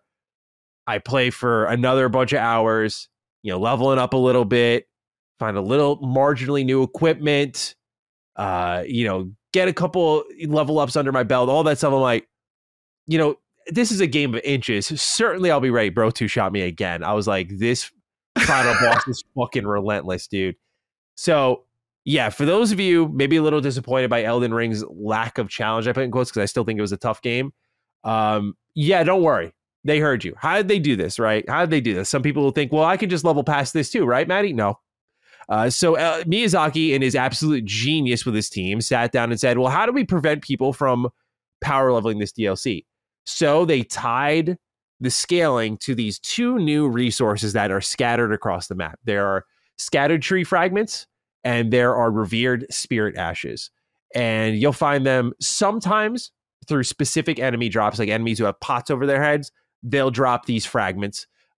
Revered spirit ashes will sometimes be like attached to statues. It'll be like any FromSoft game you've played. Like, you look hard enough, you find the loot, you get it there.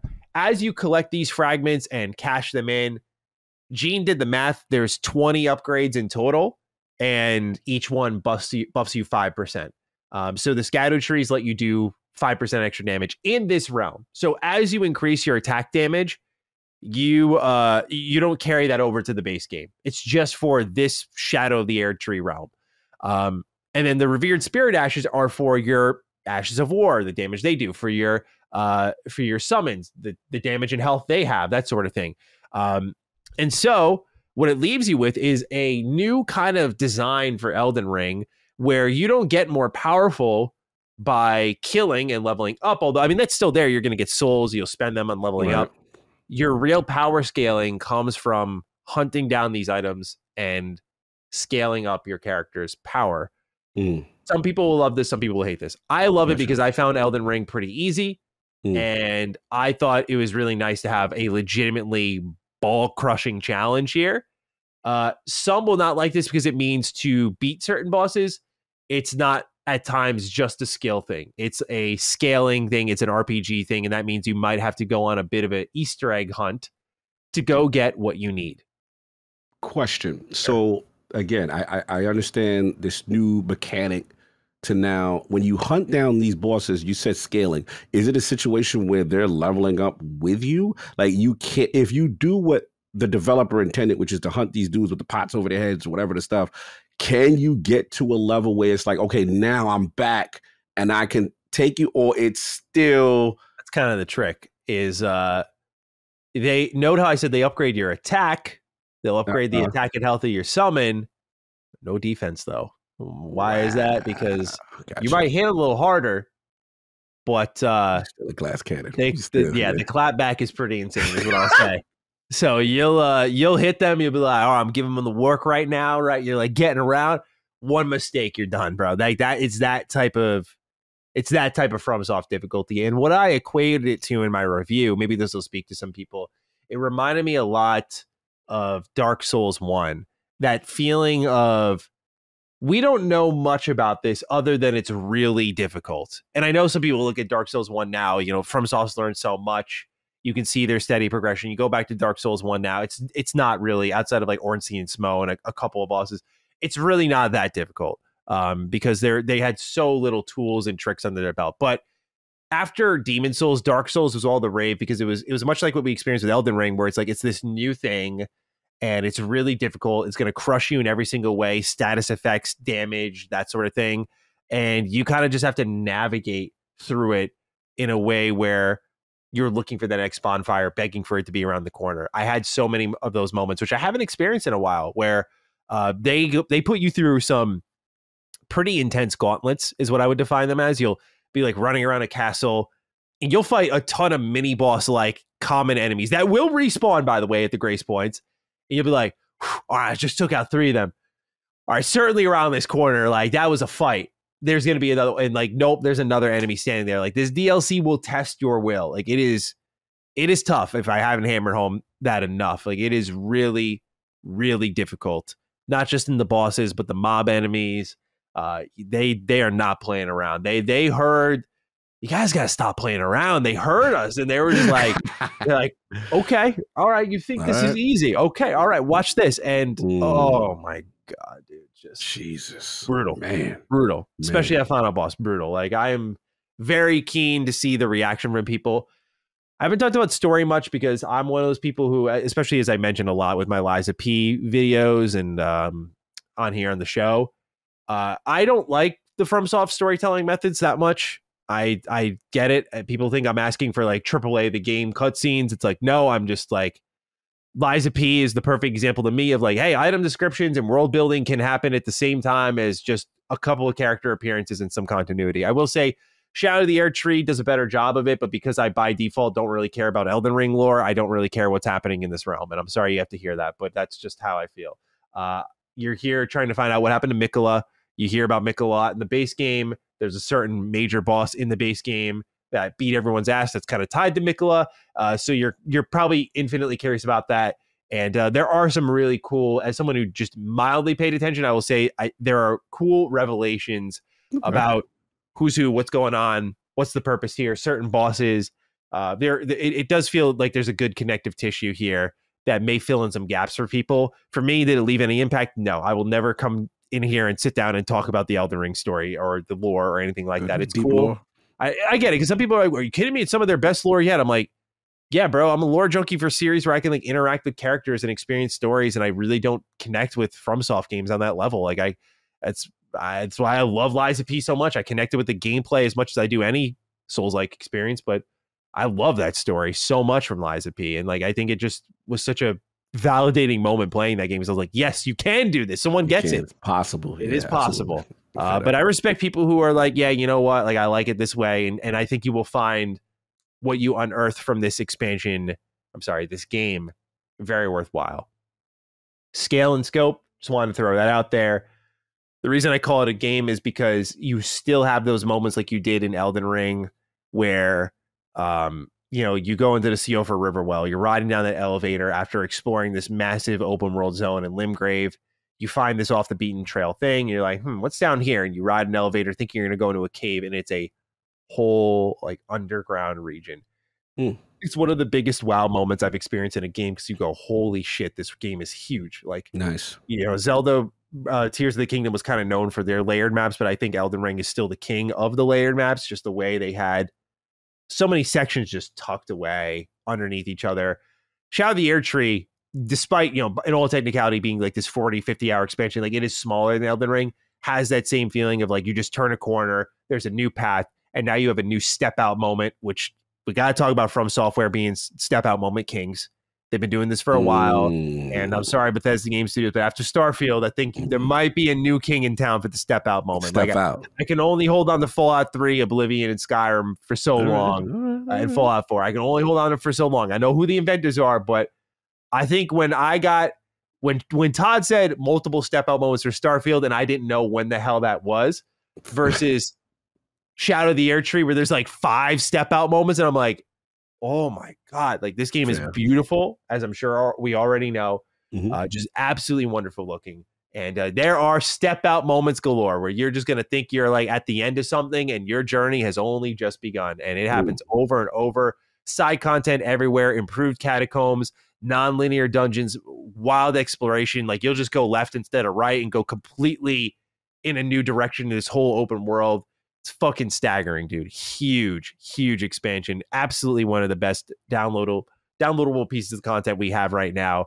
It'll probably be on my Game of the Year list. I don't give a shit that it's the only complaint. Okay, let's go. Similar, we just brought up Bethesda Game Studios, and I know there's a lot of complaints about their PC work. The PC port for Elden Ring is just not...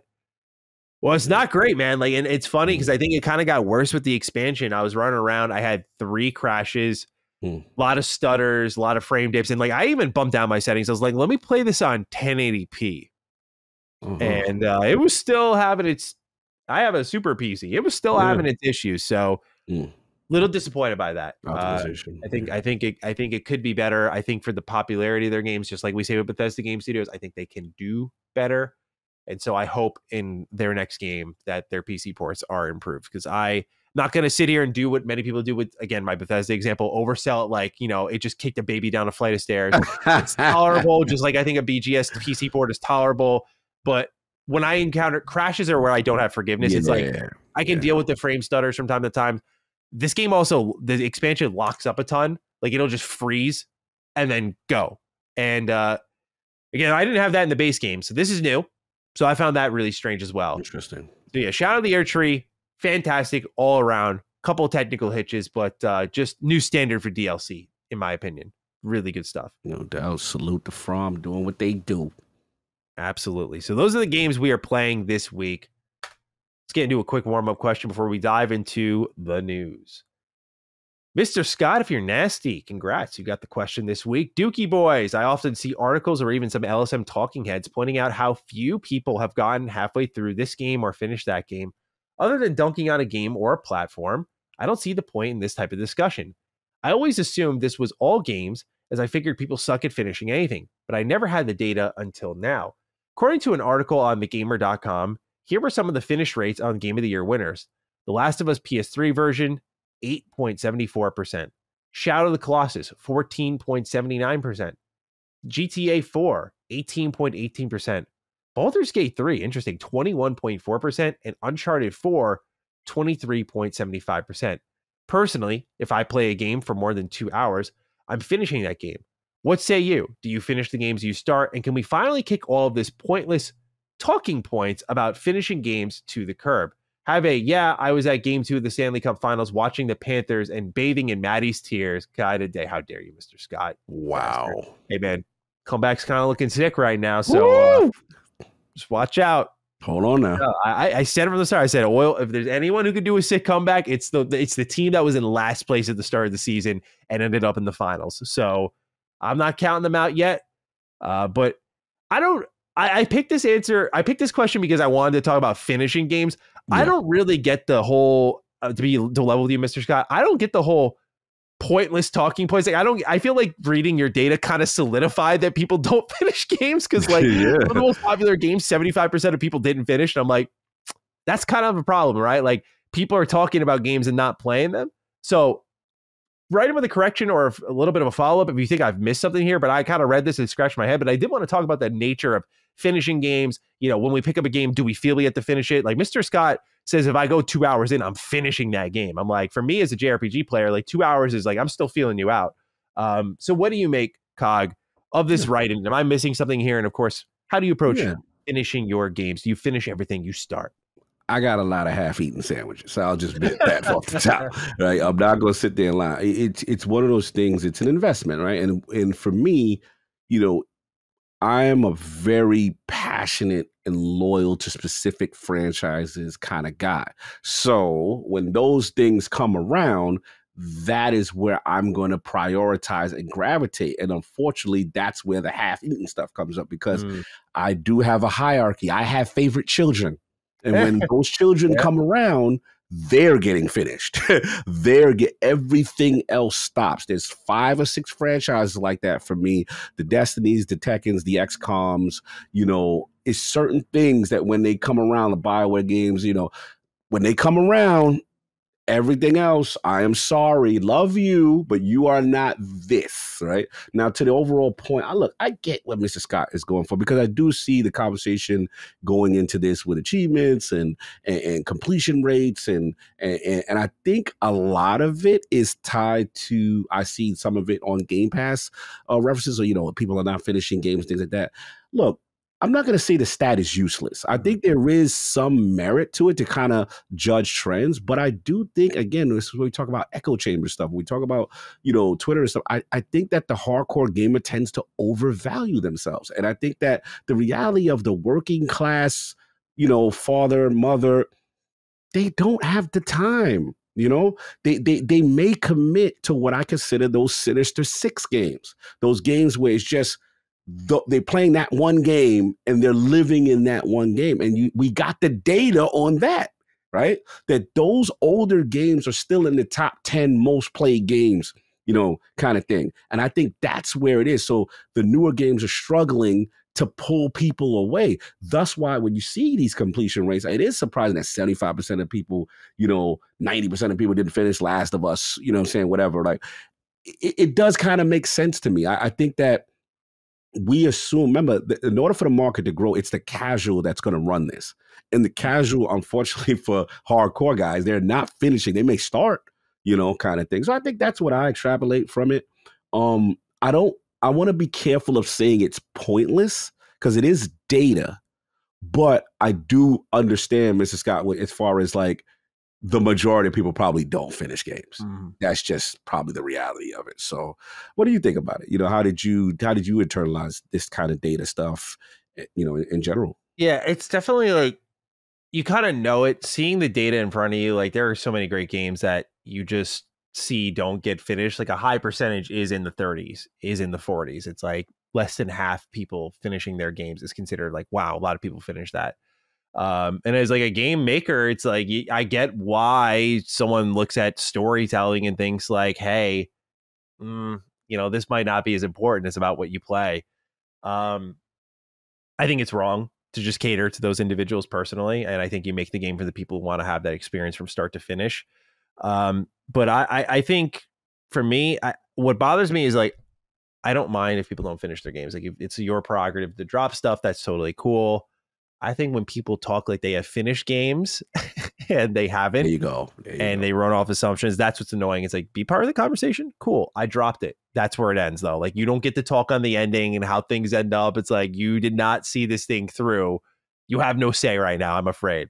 Right. Good point. For me, though, when it comes to do I finish everything I pick up? No, absolutely not. I mean, there are games that I'm trying to think of off the top of my head. Like, this year has been a little tougher for finishing games because I've had just been roped into so many different multiplayer things like Smite 2 and Tekken 8. It's like I lost some of those moments where I would have likely beat a game or two in there. So technically, compared to past years, I'm down on how many games I beat per usual.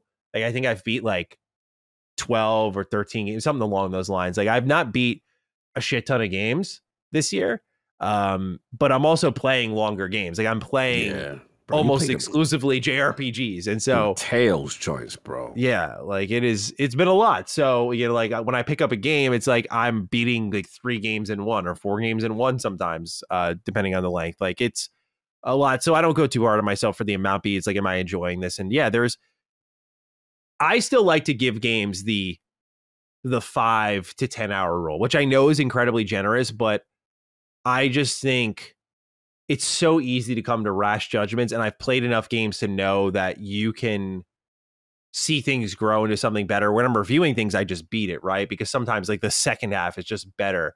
I get people don't have time for it, but something never felt right about me dropping games in the first place, let alone if I'm not enjoying it for like 2 hours being like, I'm out. Like, my time is very precious. I'm pulled a million ways every day. I got more than 2 hours to spare before I move on from something, or 3 hours. Like, I can sacrifice a few nights trying something out, trying to love it, because then I talk about the clear conscience factor, right? That's always what I tell people, the clear conscience factor. If I gave you an honest shot multiple times and I really am not feeling you after 10 hours, either you're not for me, or maybe there is like somewhere else I can spend my time. But most games I play, I end up covering on my channel in some way. And so most of these games that would be dropped end up getting beat because I got to do a job. And so, yeah, that kind of leaves me in a spot where I have to kind of like think, if I play something in Retro Rebound and, are we going to do impressions, like a full review, that sort of thing. That's where you gauge like the drop, so to say. But a lot of things I cover, I have to beat all the way. So it's a bit of a tough balance there. But I don't force myself as much as I used to. Back then, I would like force myself to beat everything. And I think part of what motivates me to keep going, even when I'm not absolutely in love with something, is I think there's a value in finishing something that's not really great. I think you get really good context on what you love from the things you don't like. And I don't think it always works in favor of just only playing things you enjoy. Like, I think if you're interested in learning your taste more, you play things you don't like, and you identify that sort of stuff. So I don't think I would drop every single mid game, because I like the conversation, the dissection of it. I mean, I do this for a living, so I like to talk about like, well, why didn't this resonate? Why did this resonate?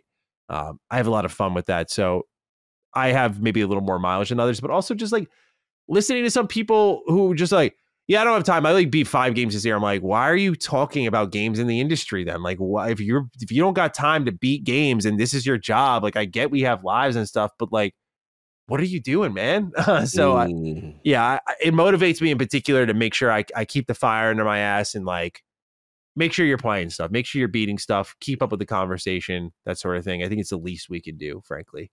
No, that's fair. Especially, like I said, if it's, I always look at it as people who I consider like, professional reviewers, and that's part of, who they are, then yeah, you should be. You know what I'm saying? I think, for me, what you said earlier really resonated about game development. And like, I think of BioWare, and I think of, when these developers look at these completion rates and get discouraged. Yeah. Right. And one thing I remember is, if you're like, when Mass Effect 2 and 3, and I remember EA kind of pushing back at them for making those style of games where you have all these different outcomes and paths that can happen. And they were talking about a so low a percentage of people that never even seen, that one of these characters could get killed and this could get replaced. You know what I mean?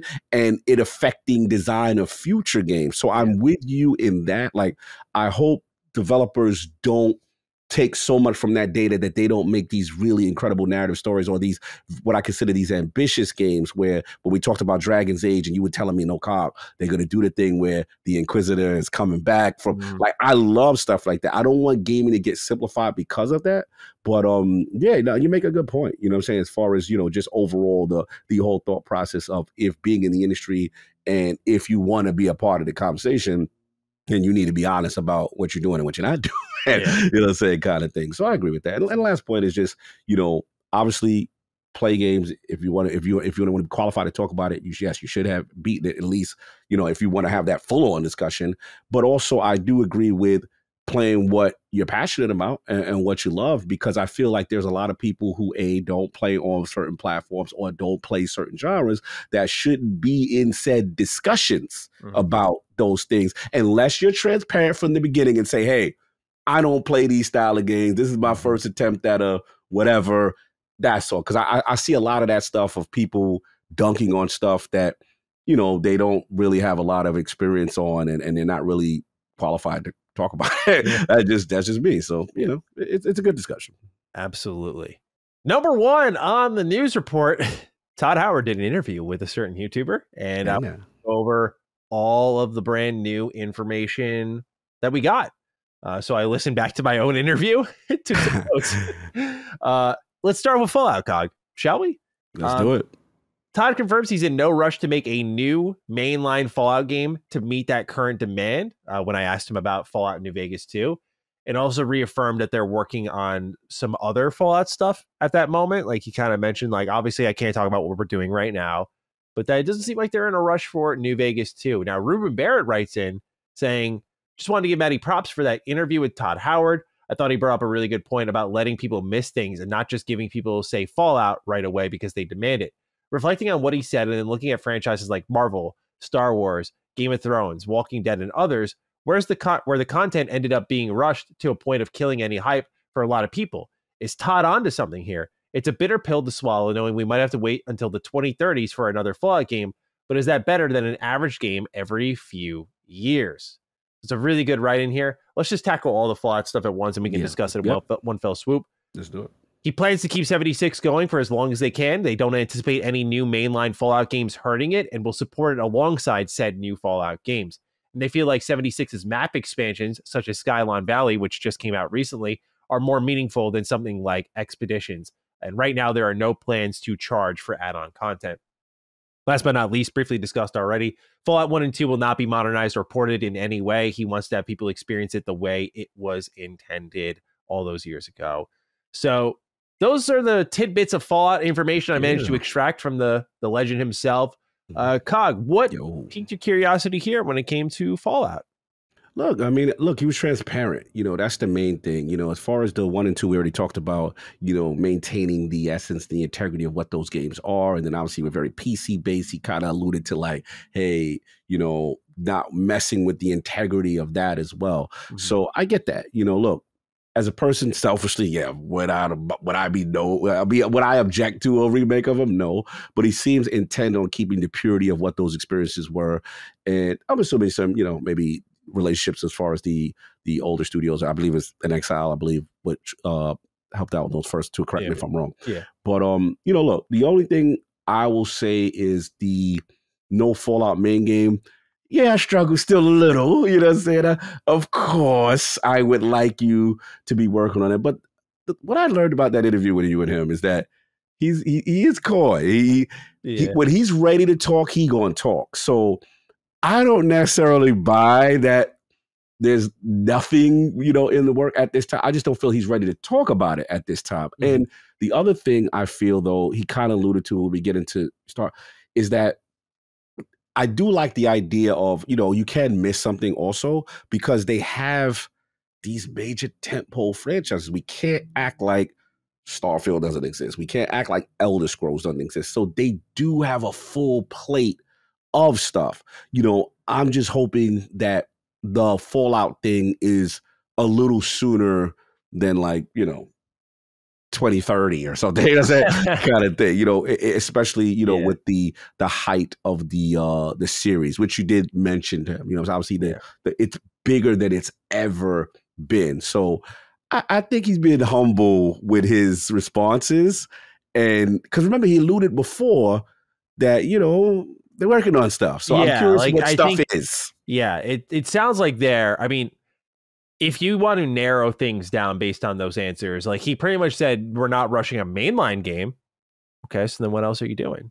Right. That's where I go back to again, like the remasters leaked. Like I think he's kind of indicating more and more, if you just deduce what's out there, like that's probably up next. That's your stopgap. I agree. And that's what Fallout fans have been saying for a while. Just give us these old games as stopgaps with like some modern bells and whistles, and let's see how it goes. And I think if that's what they plan to do, Fallout 3 and then New Vegas, while like an Obsidian or someone cooks a New Vegas 2, that would be interesting. For me, one of my takeaways with it when I heard him talking about mainline Fallouts and no rush is like, we're maybe witnessing a bit of a conflict between Bethesda's vision and what Xbox wants. Because the reports, if they're to believe, Xbox wants a new Fallout game sooner. But Todd is out here saying, we're not in a rush. And so while he is indicating there are things in the works, this says to me, like, let's say it's not a new Fallout game that's like kind of mainline spirited spinoff like New Vegas, and it's not the mainline game itself, then again, it goes back to like, well, Bethesda's operating one way, Xbox wants them to operate another. And Todd even said in this interview, he's like, we're protective of all our franchises. Mm-hmm. So I don't know. I just encourage people to see it for what it is, which is I think Bethesda has a personal philosophy.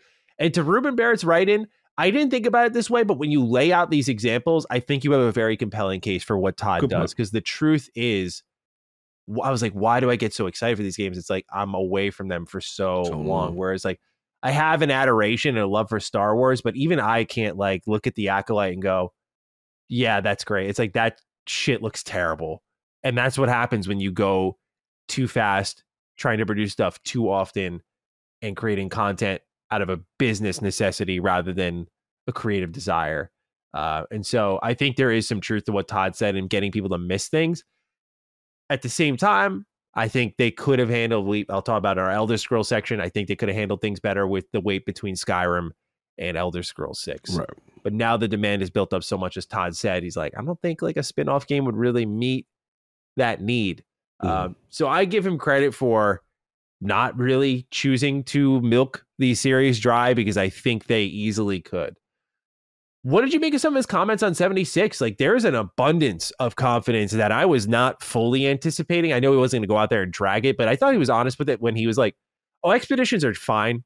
They're okay. And I was like, that was a fucking crazy reply. I heard that. I was like, damn, he's like, they're all right. I'm like, okay. I say, hey, I agree. I just think like you would say that about your own team's work, but I agree. Yeah. And to say that, yeah, we like the map changes. Like we like doing Atlantic City. We like expanding the Skyline Valley. We feel those are more meaningful. I'm like, I agree. But there is no fear of the cannibalization. As in 76, there's a narrative, and I was part of it, ongoing. Like 76 is preventing these new Fallout games from happening. He's like, no, like we're still going to do new stuff for Fallout.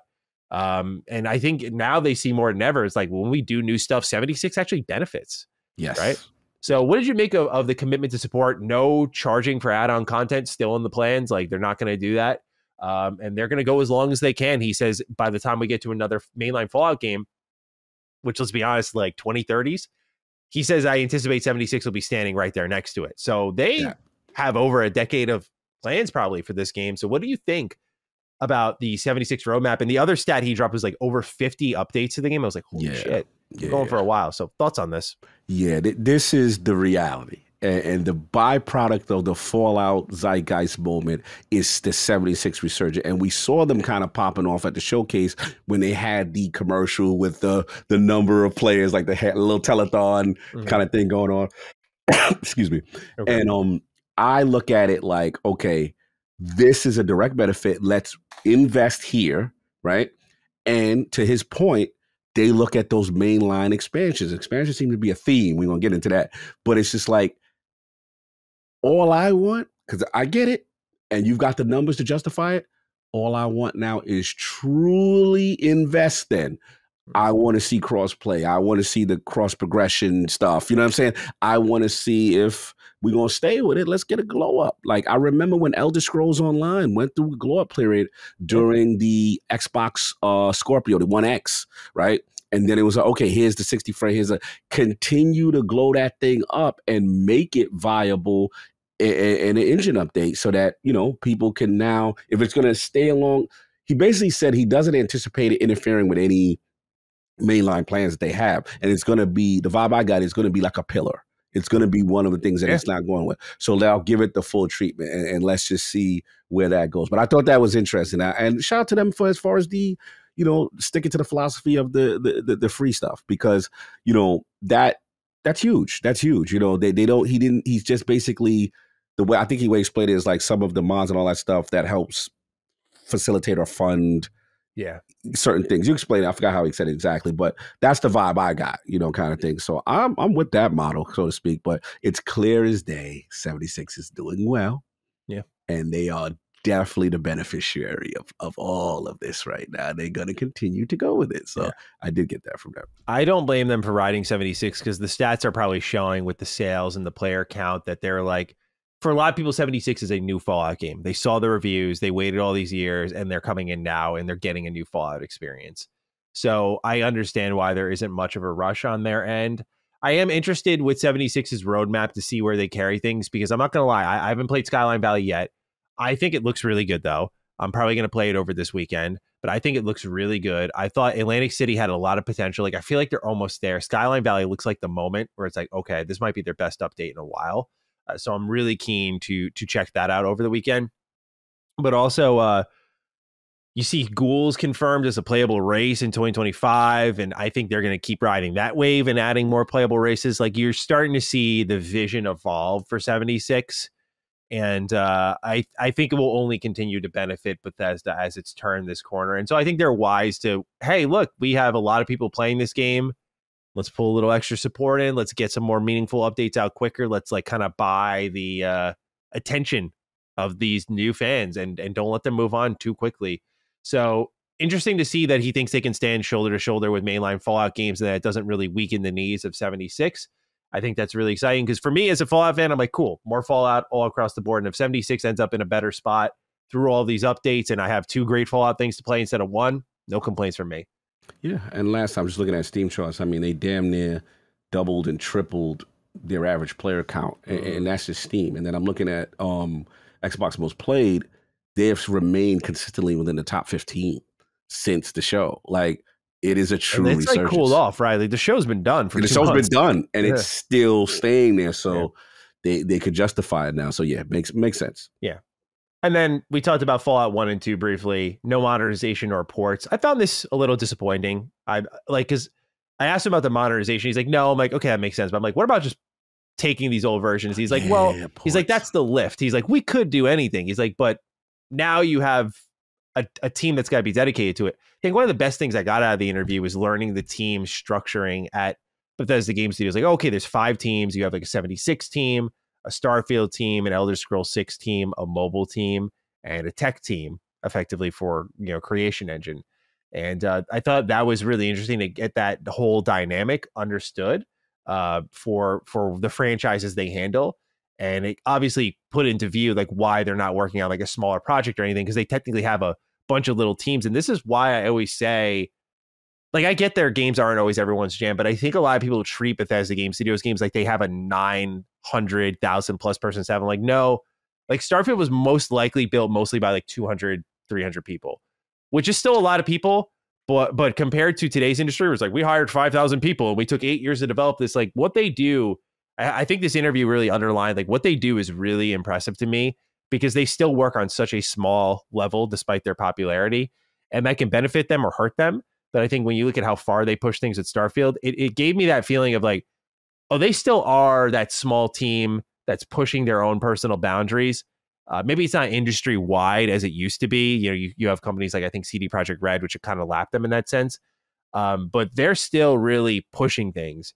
And this team dynamic helped me understand things. But it's a shame because they're so small, they can't do something obvious like Fallout 1 and 2 on consoles. Like I think that's a huge omission. And I know it's designed to be played on PC, but I was like, that's a huge thing just to leave out there and not modernize as in I can play this on a controller. Yeah. I was a little disappointed by that news, but what did you think of Fallout 1 and 2? Just staying on PC, you can play them there if you're interested.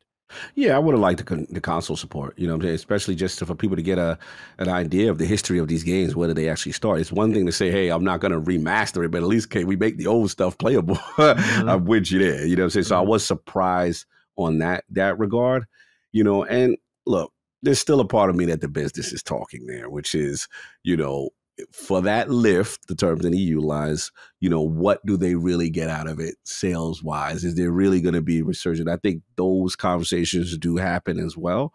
So yeah, it's unfortunate, but I get the corporate cognitive understands. They probably like, yeah, we do this, but how many people really going to actually buy it? How many people are really going to actually, when they came in with Fallout 3, it's kind of when the series. So let's stick to what we do. And the list is probably like, let's remake it like a traditional Fallout game. And that makes sense. Yeah. Yeah. So I think that's corporate Todd talking on that one. I think it's a good read. Mm-hmm. Let's get into Starfield. We talked about a lot of things there. We learned 14 million players, average of 40 hours per player, which is a pretty staggering stat in my opinion. Woo. That's a really, really good stat for them. So one thing I extracted out of Todd, annual Starfield story expansions. We have a write in here from Last Sharp Tiger, a.k.a. Ben Sharma. Great interview, Matty. You drew out some Starfield information that I find intriguing. We're getting annual story expansions? I figured Shattered Space was one and done. I guess we'll get charged extra for those and I will pay, but what do you make of that? Starfield expansions, continued 76 expansions, and Elder Scrolls 6. Todd and Bethesda are manning 3 IPs at once. will this stand? Keep on keeping on, Ben. One thing you should remember, Ben, is that Fallout 76 is mostly supported externally with like Double 11 and whatnot. Like they have other teams they brought in to help with 76, and I think that's why their expansions for that game are getting bigger, despite the Bethesda Game Studios team being kind of smaller, is they have other support teams helping them out. And I could see Starfield in its later years kind of getting a similar, like, hey, let's share this tech with someone else and have them continue to build the stories out, and we'll oversee that as we work on, say, Elder Scrolls 6. But Cog, I thought this was a pretty big revelation here. So annual Starfield story expansions, he said more or less, that's what we're looking to do for how long it goes on, hopefully a while, but we're going to try to do that. So how do you feel about humming that Starfield theme every fall season, it seems like? Y'all not getting rid of me yet, baby. This was the greatest drop of information Matty got for me. I damn near lost it. Because I'm going to be real with you. I thought it was a one and done situation. Really? Interesting. I really did. I thought, I don't know why. Like, yeah, in past Bethesda games, we've got our, Elder Scrolls, we got our multiple content drops for like get your multiple. But I don't know if Starfield, I read differently. I was like, well, maybe, the lift and getting it across and then obviously the modding community would keep it alive. But I didn't get the sense like they ever indicated that they would do anything more than the shattered space. And then I'll be honest, with Elder Scrolls, potentially on the horizon, it will shift there. I looked at Starfield as a game that I love, but something that he wanted to get out of his system that they had on the cutting room floor that they wanted to do. Mm-hmm. No, they have showed me this is a tentpole. Mm-hmm. I'm getting annual potentially annual, according to Tyler. If the cadence, I think it's pretty much safe to say. I don't think he would have committed to that statement if that wasn't going to hold true. That was the nugget of the year. That was the interview of the year for me, right? That piece right there. I was like, my boy got the gem right here. This is it. Go viral, quote this. This is on every news thing. Bro, I'm super pumped. Like, again, as a person who loves this franchise, who wants to live in this world, who wants any excuse to go back. Now you're giving me Shadow Space, you get more. And then the other thing is, what I liked is what you got out of the Shattered Space expansion, where he's saying, no, this is like kind of in the feel of our Far Harbor Fallout deals. Mind blown. So now you're giving Matty those bespoke locations, classic Bethesda, as opposed to, and I love how you checked them when you asked about the procedural stuff and all that, how you felt about that. But this was what I wanted. If there's any criticism that I feel is legitimate about Starfield, is that, yes, he even said it, like, how do you make barren planets interesting, right? Mm-hmm. How do you make what space really is interesting? Now you use the expansions to kind of fill out in those classic, but bro, I'm super hyped, super excited, and I'm dying to know what else they got in the tuck. We know the mods, we know the vehicles, we know all this stuff, and I think you're going to be a prophet on what we always talked about, which is people are going to realize they got Starfield wrong. Some people got it, who was there, they got it. Mm-hmm. But there's a lot of people that's going to look back and be like, yeah, we were wrong about this one. This is going to be one of those ones that will stand the test of time. Because I'm telling you right now, just the technical update right now makes it a whole different game. Yeah. That's right now. When Shattered and all this stuff drops, I can't wait. I'm dying to know where they go. I think the snowball effect got to a lot of creators. I do. And I say to someone who had my own critique pieces following the launch, I did my impressions after 70 hours, my final verdict video. I said I loved the game in both of those. I did a How Skyrim Ruined Bethesda video to kind of help people understand how we got to this point with Bethesda Game Studios where their design philosophy shifted. That's something as Cog mentioned, I asked Todd about directly because it was something I noticed personally, that their priorities are changing.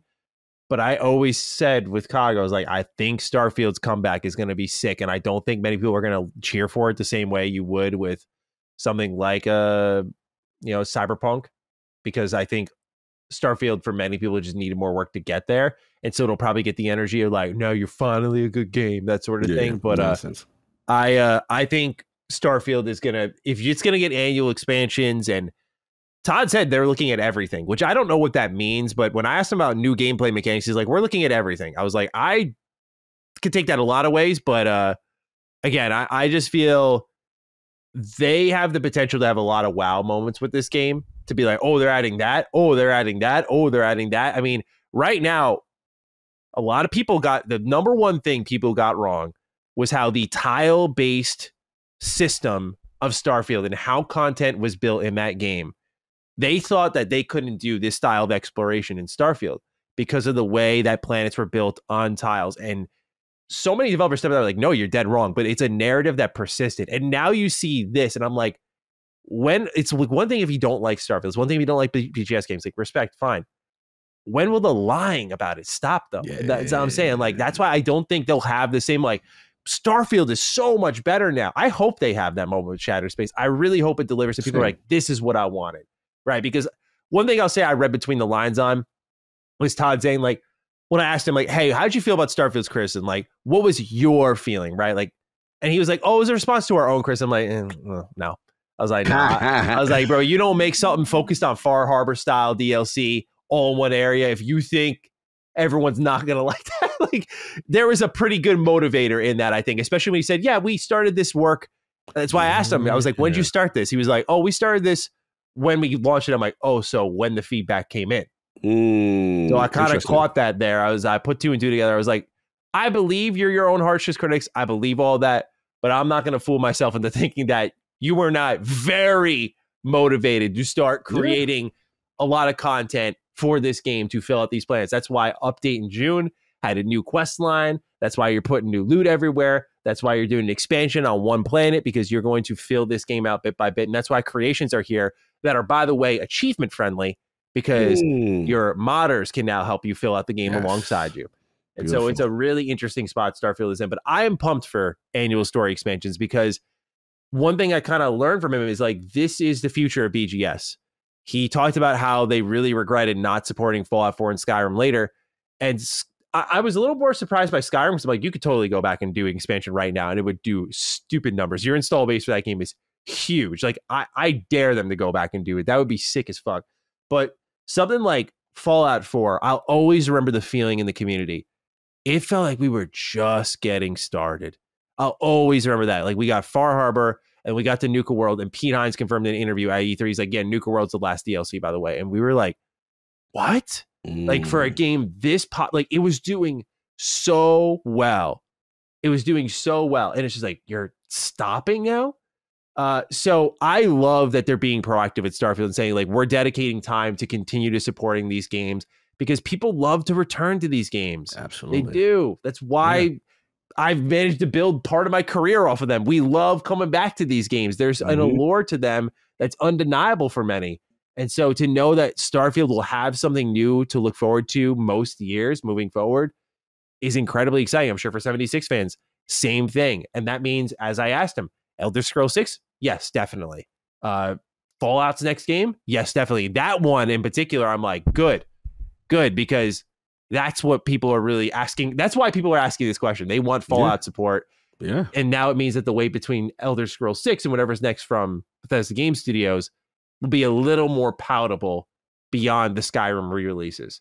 And so, yeah, I'm pumped just like you. Yeah, that was huge. And again, you said, looking at the mechanics, and, you also mentioned, what I agree with how Starfield and those games are. They're the masters of what I consider like a single player live service game, even though it's not a live service. He didn't like that label. I know he wasn't a fan of it, but he didn't sound a fan of it at all. Bro, you live in these worlds. You have the data that proves that people live in it based on how expansive and how many things you can do in it. So yeah, to see Starfield, to hear it get this level of support now, I can look forward to it as one of the tentpoles every year is tremendous. So, and the way that they're structured to still be able to do the other things and the other franchise they have. So yeah, that was super exciting. That's probably one of my favorite parts of the interview. I regret not thinking in the moment to ask him how long the expansion would be. That was something that I should have thought of, like, right then and there, but it just didn't cross my head. I'm curious how long it is. Far Harbor took about like 20 hours to beat, though. Yeah. So I think in that pocket would be a good comparison. Yeah. But that's exciting too. Far Harbor is one of my favorite ever BGS DLCs. Like, that was the one answer he gave where I let out a little bit of a reaction. I see you trying to keep it together. I saw you. Your face was like, oh, okay. Yeah. I don't know if you heard my reply, but I was like, oh, people are gonna love when they hear that. Yes. Oh, yes. You showed a lot of restraint because your face said it. I was like, yeah, he got one right there. That was crazy. I was super excited about that one. Just in general, I was like, as a fan, I was like, oh my God, yes, like that was the perfect breakdown. If you needed a sales pitch for a BGS fan, that's all you needed to hear. And I think most people who are kind of in on Starfield already are like, all right, I'll check out Shattered Space, because that expansion is, I think, going to be really good. Just for and Dreja. Yeah. And I wonder if the vehicle is going to arrive ahead of this expansion. Yeah. So Todd was hyping that up too. He said it's so cool. So that was nice. Dope. We learned that Starfield Creations will be getting some sort of adjustment, and that Fallout 4 and Skyrim received the same increase in file size. That was something I noted in the interview. I was like, it's crazy that Starfield has 100 gigabytes of storage space. People don't recognize, again, this is where people were dead wrong. People don't recognize how big of a fucking deal that is. Fallout 4 and Skyrim Special Edition launched with, I think, 2 gigabytes and managed to crawl their way up to, I want to say 4. To see Starfield at 100, console users are going to get full mods that are like video games, like PC users have been able to enjoy.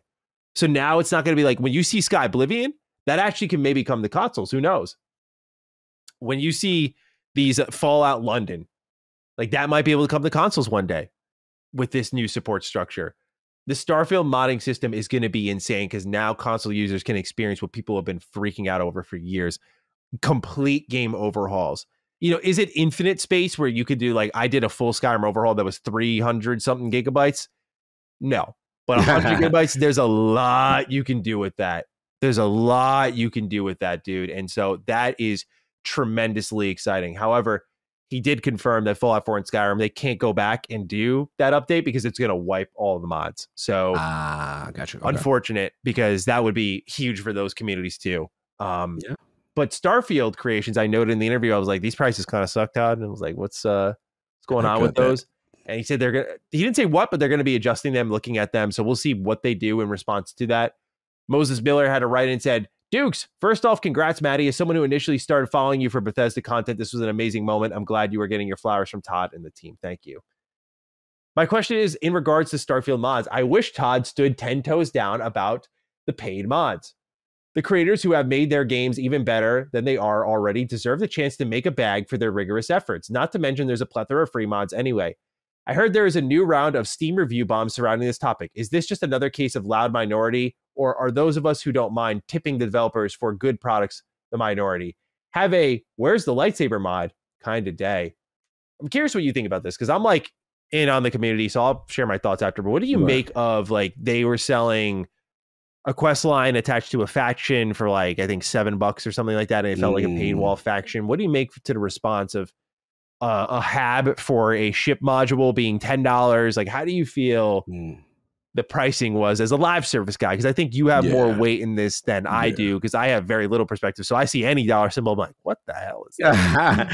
Yeah, look, obviously I will say I'm new to the modding community. That's something that I don't have an understanding or like a comparative point to say, okay, this is what's considered fair. That's not, look, mods is something that's very interesting to me. I think that it is transformative to change the game in cool ways.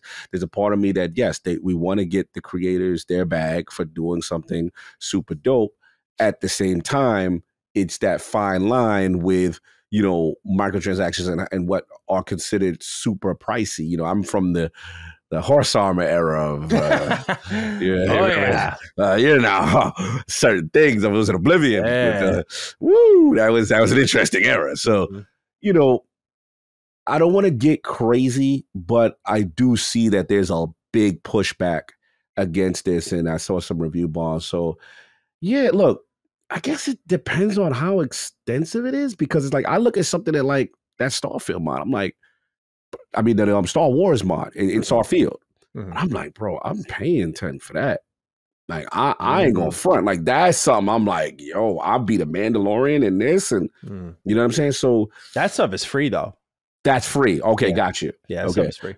So yeah, I get it. It's I like that you brought it up, And I like that they at least are going to adjust and reevaluate how that is, because there's a part of me that wants creators to get their bag, but there's also a part that, we've been nickeled and dimed to death, and what is excessive, you know what I'm saying, kind of thing. So where do you stand on it? Because I'm trying to be honest, it's still new to me, modding community and transforming a game. This is something I'm not used to. So this will be the first time I'm really introduced to this world, because that to me it's always been a PC thing. Like console guys are just new to the party kind of here. So what do you look at it? I think people are willing to pay for these things. I think a lot of the community understands that paid mods can be good for, like, I think Todd's logic, whether people like it or not, is not my prerogative. I think he's right. I think he's right that nurturing these creators and making sure they get paid money is really important. Because a lot of them did what like every YouTuber I know who's successful has done, which is they put in the personal sacrifice, they made no money off of it and turned it into a career. And Bethesda's giving them an opportunity to do so. And they're clearly borrowing ideas from what the Minecraft marketplace does. What does this open up? I think with the increased file size, modders are going to come together and work on massive projects and sell them. And it's going to be like not just Starfield annual expansions, but mod projects that are achievement friendly, that add like 15, 20 hours of gameplay. Some of the new Starfield stuff they're adding in includes things that people don't understand because they weren't involved in those systems. They just complain about the prices. We're missing in Fallout 4 and Skyrim. I was the first to raise hell about those. But now in Starfield, some of these mods, like the follower mods, voice acting, full voice acting, fully voiced quests, like they're getting support from Bethesda in a way that I think people are failing to understand. I'm not justifying the quest pricing. I'm not like, I think a lot of people are willing to pay for new map content, new quest content. Like I think people are more than willing to pay for those sorts of things if they're going to fill out the game in a meaningful way. $7 for like 2 weapons, a piece of armor, and a quest line. No, like you're done with that in an hour. That's not like, I'll take $5 and go to McDonald's and get more enjoyment out of it, man. Like that's what I'd say to that. So I think people are well within their rights with that. But I think as time goes on, you're going to see very ambitious mod projects get packed in here. And I think those are the ones that are going to be supported. What's going to create a bit of a cascading effect here, Bethesda is smart in what they're doing too, which is now a lot of modders working on free shit are looking at this going, what am I doing? And a lot of people claimed, there's no way anyone's going to go mod for Starfield. I heard it's terrible. Oh, they'll find a way. If it was as terrible as people who have no idea what they're talking about are claiming, they'll find a way. Why? Because they will make a shit ton of money off of it. Not only is Bethesda motivated for it, because they get a piece of that pie, modders especially are motivated because this thing that they did, by the way, I'd say since like New Vegas, Skyrim has transformed into this to them. Oh, they'll find a way. A little technical hiccup here and there, if that's what exists truly, that's not going to stop them. Look, I think the adjustments are needed. I think Bethesda cannot make the excuse of like, oh, we were surprised by this, or we didn't really mean that. I'm like, Todd, I think you and the team were seeing how far you could go with it, and people did not like it, in all fairness. And that was one of those moments where I was like, okay, like I see how you wanted to try things out, but I think with Creation Club from Fallout 4 and Skyrim, I think you learned plenty there that look what people were accepting of, So I think I'm a supporter of paid mods. I know people don't like that, but I think, look, you reject this system, people don't get that the thing that you love so much will most likely disappear because the only people doing it are the ones who kind of have some free time to piss away. And I think most of them are going to go and just support what Bethesda's doing here with Creations, especially because now the original justification was like, well, I'm going to make these mods for free because on PC it fits my vision. Now you have 100 gigabytes of file size. You got all the space in the world, my friend, to make what you want. So it blows my mind that before we knew shit about the mod tools or this file size or anything, it blew my fucking mind that people were shutting this thing down like it was going to be bad. To me, I think barring the price adjustments that need to be made here, and we'll see how they go moving into the future, I think this is really good for the future of BGS because you're no doubt going to see it in Fallout 4 eventually. It's already in Skyrim. You're going to see it in Starfield, of course, Elder Scrolls 6. Like this is their platform beyond their own support. It's one thing if they set that up and said, let them handle it. But the fact that they're personally committing to annual expansions creates a really healthy ecosystem where you're going to be checking out the game regularly if you like BGS stuff like I do. So you'll be hopping in to Starfield again next year after this Shattered Space expansion, maybe. And you might check out Creation Club, and they might time some mods with that. So I think it creates a really healthy ecosystem that brings these modders more into the fold of what's going on with BGS. And maybe they can help with content, because some of the mod content that comes out quest-wise is phenomenal. And to verify some of the, by the way, these modders that they picked in the June update video are some names that have been floating around the community for over a decade. Like, these are known modders, like Trainwiz, Eleonora. Like, these are names that have been around for a while, and they're playing to their strengths. Like, Eleonora was doing her interior decoration stuff. She always did that, and she's doing it again. Like, she has a real talent for it. Like, you're seeing them kind of feel those sorts of things in their creators. So yeah, I don't know, man. Like, I'm very excited for the modders. You know, they've created stuff. They've been gracious to me, of course, and like helping me make content. Like, they've been awesome, but also I'm excited for them to get this opportunity. I think they, above anyone, deserves it. Let them get paid. And I think Todd's answer wasn't bad. Like, I don't know if he had to stand 10 toes down, but I think he made it very clear, like, hey, for us to pay them, we need to make money on this. So I think there needs to be a healthy balance. Like, I think we need to find a flat kind of rate. Like, how much does a weapon go for? Can you sell a quest? If so, how much does it go for? How long does that quest need to be to justify that price tag? I think there needs to be parameters set for that sort of stuff. I think they can only afford to slip so many times before more negative stuff rolls in about the system, because then you hurt the creators you're trying to support. So they have to be careful with that. It's like one mistake and then adjust, maybe a second and adjust. But like, if you keep just, oops, sorry, my bad, that's not going to cut it, man. We got to make sure that for these creators, I'm more concerned about them, that they're getting the benefit of a system being treated fairly. Many people won't check it out, but for those that do and go in with an open mind, I hope Bethesda does not get clumsy with the pricing and screw up a great opportunity for these personal creators. And obviously, last little bit of news here on Starfield. I don't know if you have thoughts on this. Todd laughed at this one. No word on Starfield 2 yet. I saw you try to slip that in. I saw you try to do that. My friends called me an idiot about it. I was like, what the fuck do you want me to do, bro? I was like, I had Todd Howard there. I want to know, like, hey, are you going to make a sequel to this game, or is this something you're just going to support for years? I'm not saying like he was going to confirm it, but of course I'm going to see what kind of answer I get out of him for that. Come on now. Got to shoot the shot. I respect it. Yeah. Did you kind of recoil at that? Did you hear that and go like, damn? No, I didn't recoil. I was laughing. I was like, yo, you supposed to do that. When you have that person in front of you, this is the opportunity. You're not saying you're never, but it's rare, that you get that. So when you do, you gotta do it, man. Absolutely. Yeah, man. Right. You're supposed to. All right. Elder Scrolls 6. Long-term support is planned for Elder Scrolls 6, and he described it as going further than the content. He tried to avoid talking details, but he said like the game itself, the character, the things that you can come back to. Those are the things he referenced when talking about long-term support for Elder Scrolls 6. He said they won't be doing spin-offs because people want a new mainline game. He mentioned Dark Brotherhood Immersive Sim would be cool. I pulled our Dookie sample up, right? Yeah, I caught that. I pulled that up as an example. He said that would be cool, but does it fill a hole? Like, does it fill the gap, the need? Does it meet that desire? And he also confirmed that Elder Scrolls 6 is built upon Starfield's technology and that they're looking to do another jump up again from there. So yeah, I was surprised how many bits of information I got out of him on Elder Scrolls 6. I mean, it helps that I got him probably when they're really starting to work on active development for the game for the last year. And I was really interested in to get your thoughts on the long-term support for Elder Scrolls 6 and also building upon Starfield's technology and what you think that looks like.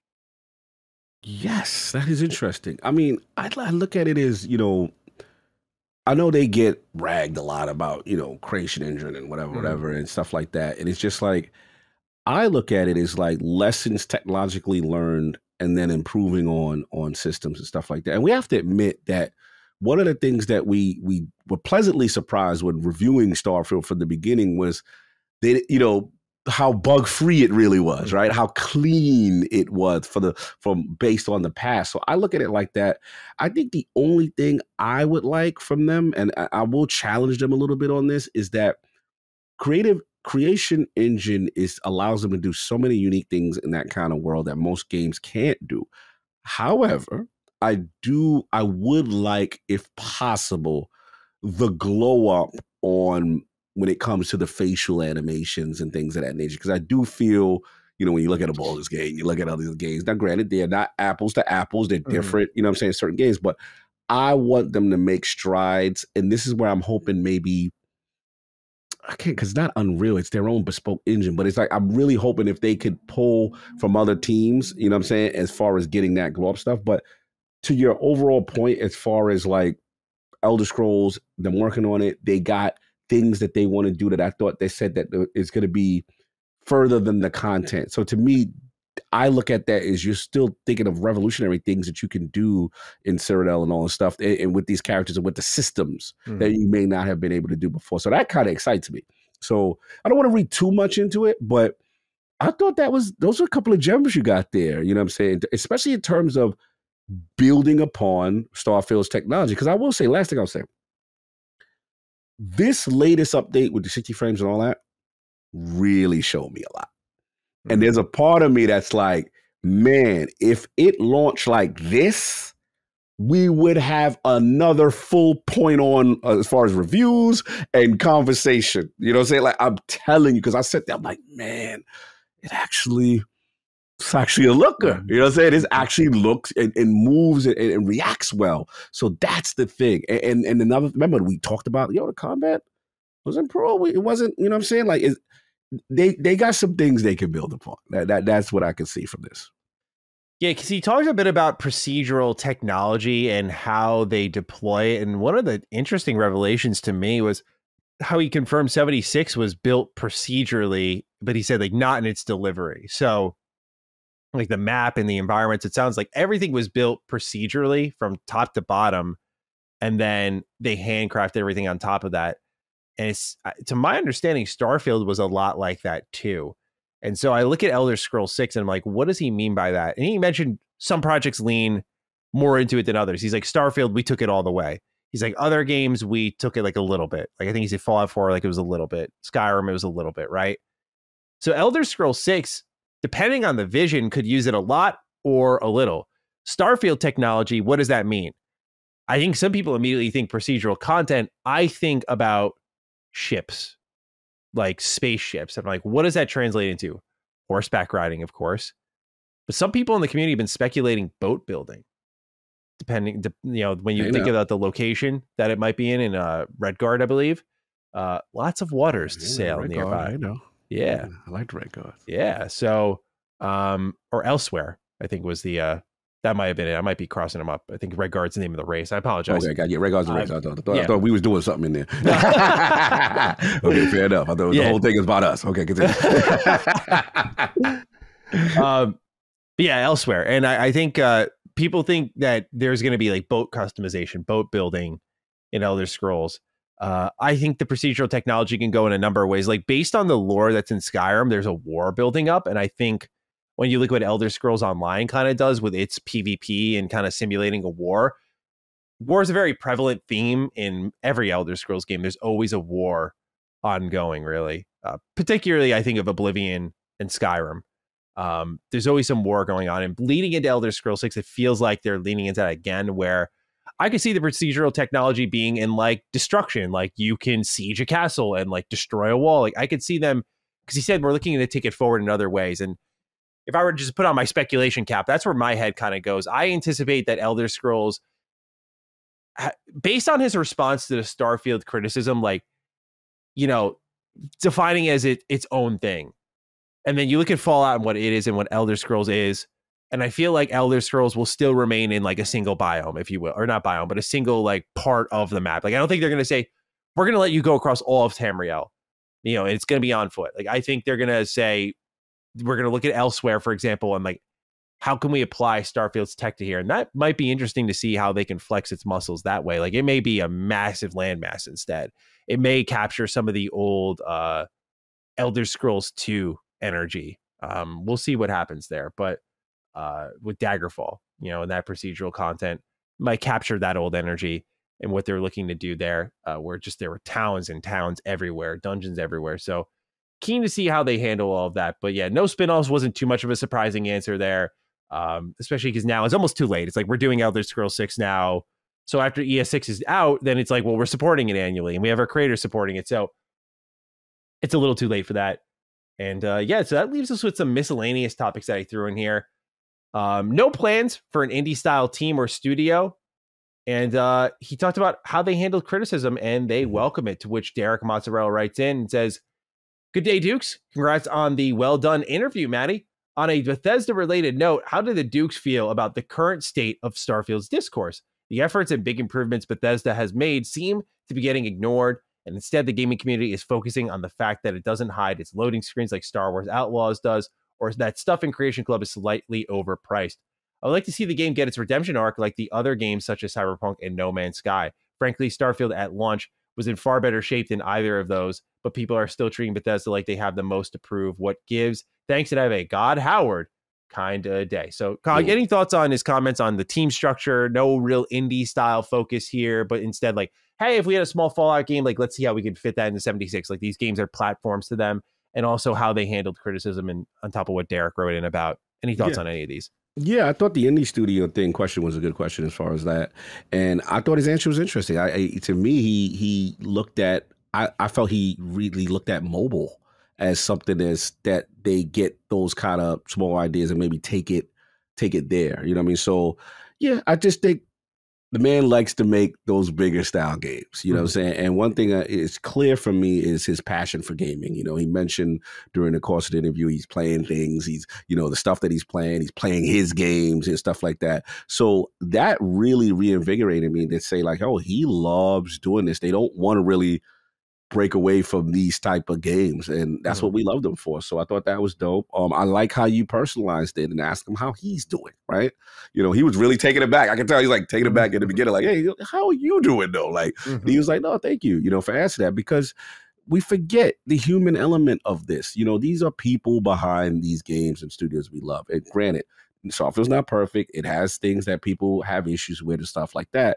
But it was interesting to me to see how he internalizes that and how they go through the process of taking criticism and, you know, him watching videos and watching yours. And I thought that's interesting. It really humanized things for me, you know, at the end of the day. And then as far as what, you know, Derek Mozzarella was saying is I agree. Look, you know, I'm a person, I try to stay out of the nonsense as much as possible with what I consider disingenuous discourse in reference to this game. And I've never felt this game was a 7. I never felt like people were acting like this is the worst thing and all this other stuff. And we've said ad nauseum, and this is not Defense Force stuff, but it was clear as day that if you had negative things to say to pile on during that time, you were benefiting from the algorithm, from a YouTube standpoint, from the SEO.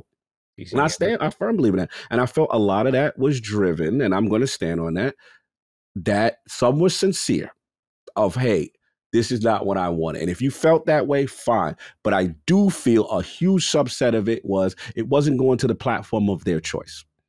And I'm going to stand on that because I just felt that this was by no means a cyberpunk situation that dropped like a disaster game, and you're like, yo, this game doesn't even run well. It's broken. It's busted. Now, if you want to compare it to the hierarchy of other, but that's why I use the Michael Jackson Thriller album. And you say, hey, this ain't Thriller. Okay, fine, it's not. You know what I'm saying? No one's saying it's better than Skyrim kind of thing. But to say like it was the worst thing they've ever played, I was never on that. I'm sorry. You know, and I do feel history books are going to look at this. And when things continue to come in, whether it be the updates, whether it be Shattered Space and the annual expansions, we're going to have a different discussion about this game. And you were the first one to kind of put that out. So that's my thing on that. I'm tired of beating a dead horse. Everybody knows, you know, he loves the game. Great. But I'm going to stand on that. I do feel that did have an influence on that. And I do feel people were unfairly piling on for reasons. And I'm going to stand on that. And that's why I just hum at them when you got the data on the user players, how many players are playing, the 14 million and the 40 hours per player. This is a terrible game. You ain't playing nothing for 40 hours, bruh. and it's terrible. I'm sorry. I'm calling fraud on some people. And that's when people try to tell me it's a failure, I just look at the data and just laugh. And that's why I just hum at them. But I'm done with my rant. I just want to be petty on that one. I got to be a little petty because I let it get. I get it. And it was good to hear him say that.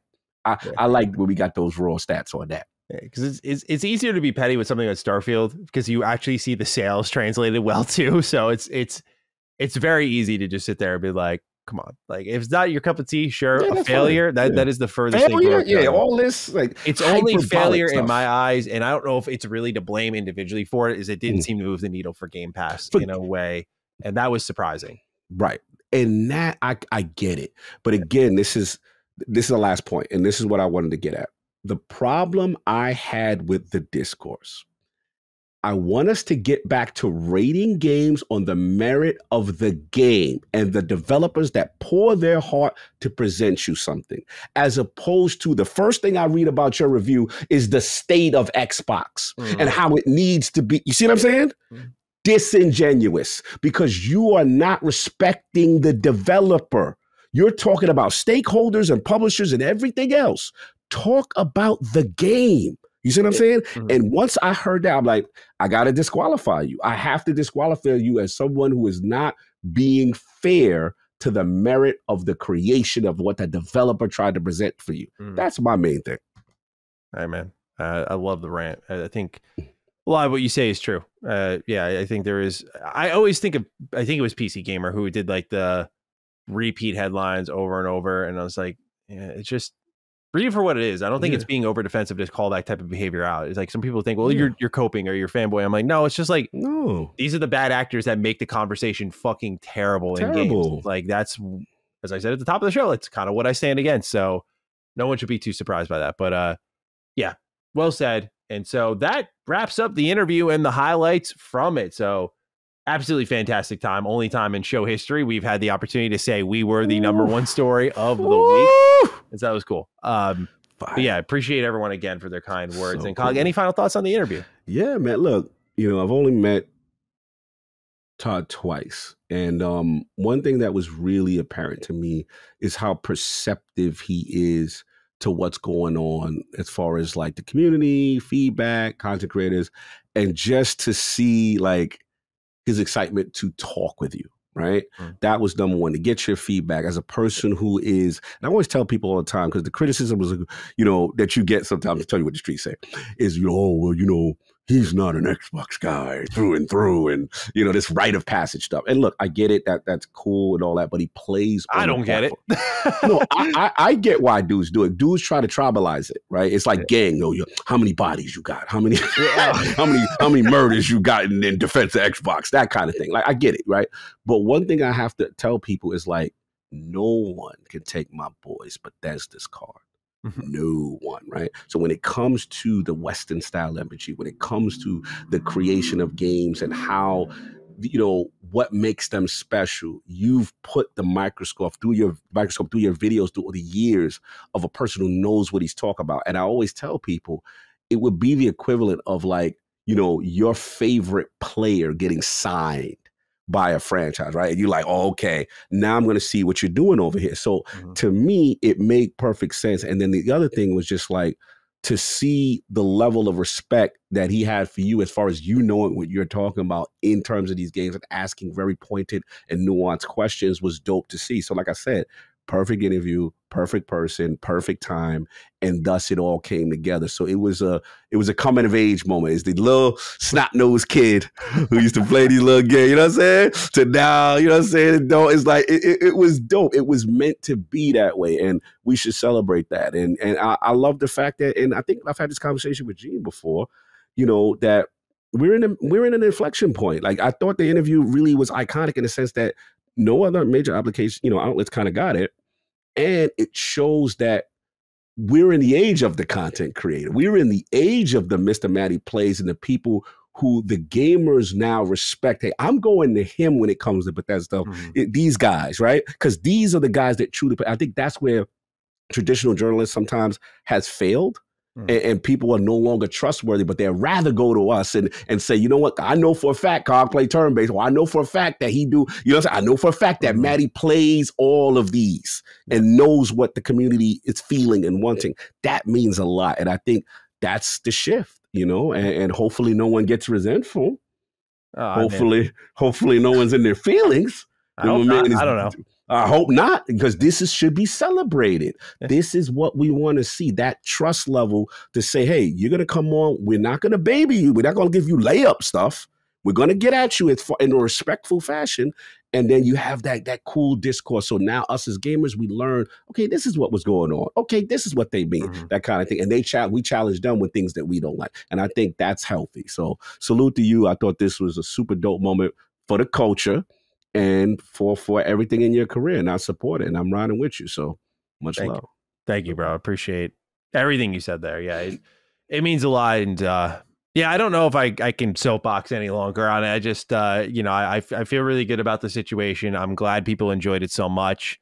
I hope other developers, publishers, executives want to sit down and chat with me. I hope it's a good sign of what we do here on Duke and the level of conversation we bring here. And yeah, thank you to everyone who did reach out, did take the time. I think you learn who your real ones are with this kind of process. Oh, absolutely. You learn the real ones. You learn who's hyped for you, and you learn who's staying a little bit quiet during these moments. And not that I was trying to watch out for people, but it was, there were some people who didn't reach out I was very surprised by, and there were people who did reach out, and I was very happy to hear from them. Yeah. So I was like, then you know what this meant.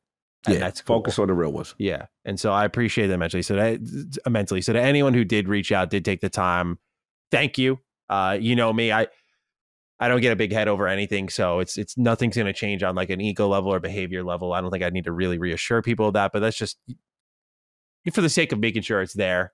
You know, nothing's going to change in that sort of avenue, because what got me here was just being me within reason. Like I don't think being like heavily emotional and screeching at the camera and shit's going to do me any favors, but you know, I'm like, just being authentic to my feelings has never steered me wrong. And so I'm just going to continue to do that. And so if there was anything that was validating about that, it was like, that felt like a moment is like, you could say all you want about me, but I feel like that was the moment you had to realize, like, we got to respect, like, not, you got to respect me. I don't think there are plenty of people who don't respect me, but more like the whole, like, slanderous kind of approach to content creators. Like, he says this for money, or he's negative, or he's positive. It's like, none of that mattered here in the biggest moment, because it's like, that's not what I did any of that for. It was like, I just was giving you my thoughts, and hopefully that can symbolize like a greater acceptance of just differing thoughts.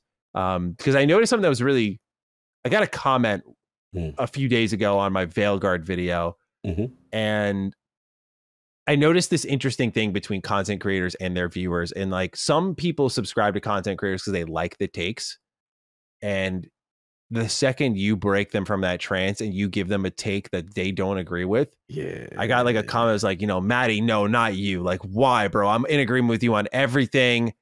Why do you have this take? And I'm like, dude, if you're not a viewer of mine, then like, that's all it is. Like, you just like that we agreed for a while.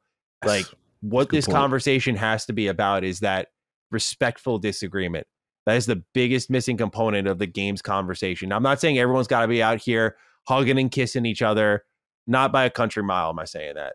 All I'm saying is that we need to return back to the roots of how conversations were conducted, which is like not mudslinging 24/7, not jumping to worst case scenario, waiting for an answer, getting context, filling in the gaps, that sort of thing. I don't want to come across preachy, but I see a lot of people get too bummed out when there's a disagreement. I see creators far too often getting dive bombed for having a mildly differing take. Different opinion, And that differing take, by the way, not even being that strong. Certainly, I've been on the receiving end of that multiple times where I'm like very calm, cool, like, hey, this didn't really work for me. You fucking kidding me? I'm like, dude, why am I here and you're up there, right? Like, not to get riled up on comments and shit. Again, it's more so just to say that I want to do this more than just with Todd, with other people in the industry, and try to do my part to, at least in my community, create a feeling of like, we can share thoughts and we can have open conversations, and it's okay if we disagree. Because one of the best things I saw about that video, 4,000 comments trending on YouTube, and a lot of the comments were like, Todd, thank you for your games. Here's my story. It was a ton of people sharing stories like, Todd, I heard you're going to you read these. I just wanted to tell you what your games did to me in a time I was low in my life. So that is good for not just the community, but I think it's really good for the creators who join that show and get to see on a big level how much impact they've had on people's lives. Because I think creators don't get to see that. The game creators, I should say, don't get to see that as often on an intimate level. And that's where people like you and I serve as sort of the conduit for that moment. You know, you can see this like sales numbers and stuff, but I think for Todd, you could probably make an argument that it was more validating for him to see, I don't want to speak for him, but like see those amounts of write-ins on a personal level versus like just seeing the review scores for a new game or a new show, right? Like I think that feedback is on a different level. So hopefully it leads to a level of change and adjustments as we continue to do it, but honored for the opportunity. Appreciate everyone just taking the time out of their day to listen. You know, and thank you to those who had just really nice things to say. It was awesome to see just how happy people were about it. And I certainly was happy too. So I'm glad we're all happy. It's good. Preached a good word. Well said. Let's get back to loving games again, man. Yes, sir. Speaking of loving games, I love Game Pass. We got some games coming soon to Game Pass. We have some games leaving Game Pass on June 30th. Let's start with what's coming soon to Game Pass. Out right now, Still Wakes the Deep, Series X and S, PC, Cloud. Also out right now, My Time at Sandrock on console, PC, and cloud. Out on my birthday, which by the time this episode is out, will also be available. Keplerth on PC Game Pass. Ooh. Then, June 25th, you get EA Sports FC 24 on console, PC, and cloud. SteamWorld Dig 1 and 2 arrive on console and cloud on June 26th. And June 27th gets Robin Hood Sherwood Builders on Series X and S, PC, and cloud. Leaving Game Pass on June 30th, FIFA 22 leaves console and PC. Fist Forged in Shadow Torch leaves console, PC, and cloud. Stranded Deep leaves console, PC, and cloud. Story of Seasons, Friends of Mineral Town leaves console, PC, and cloud. And Sword and Fairy Together Forever leaves console, PC, and cloud. Cog, any standouts here for you on what's arriving soon to Game Pass or leaving soon? Still Wakes the Deep. Very intrigued. I heard things about it. Yeah, I started to download before the show because I realized, oh man, it's today. That's the thing with Game Pass, man. It's so many things. I think that, and then I think what was it? Callisto Protocol. I heard jumped in there recently. Yeah. There's a couple. It's like good Game Pass get. Yeah, that was one again. Worth checking out. At least it was something I missed out. But yeah, Still Wakes the Deep because that was like the oil rig horror joint that looked intriguing to me. I remember seeing it like at a Chinese company. Yes, like Chinese developer, third party. I think it was like at a third party showcase one time. Yeah, it was at an Xbox show. I think it was at the summer showcase. I want to say I think it was last year. Last year, yeah. So I remember it. And I was like, okay, it went quiet. So I forgot all about it. I'm like, oh, it's out. So yeah, I want to give that a shot. Just want to see what's going on, see how the horror vibes, if it does resonate. It's something about I guess why I'm intrigued is something about a horror game on an oil rig that is intriguing to me. So I'm like, I've never really seen that. So I'm curious how that goes. Yeah, that one's interesting to me. Honestly, between the exits and the arrivals, this is a rare answer for me, but nothing's really speaking to me here, frankly. Okay. Yeah, nothing's really jumping off the page. I'm like, okay, it Still Wakes Deep. I've heard some good things, but I know myself well enough. I'm not going to dive into that right away. I feel like you come in and you're like, yo, Matty. Yeah, if I tell you that, yeah. Yeah, then I'll be like, all right, Cog, I'll make some time for it. But like otherwise right now, looking at the list, I'm like, cool. A Game Pass drop where I can kind of just chill. I know Robin Hood Sherwood Builders. I think that's a newer game. And it's released. It is a day one Game Pass drop. I don't know if it's any good or not. I'm looking at some of the screenshots here. It looks a little low budget. It's got some sort of builder mode, as the name would suggest. So I don't know how it'll do, but it's an action RPG. It is a day one Game Pass drop. So maybe if you're looking for something brand spanking new, you can look into that. But otherwise, that's what's arriving soon to Game Pass. And with that, we move along to Game Pass pick of the week. We had 2 write-ins here. So thank you to the community for getting involved in our pick of the week. Alex Watson, you're up first. Hey, Jess, just wanted to suggest Haunty for Game Pass pick of the week. It's a fantastic indie game full of exploration and creative minigames.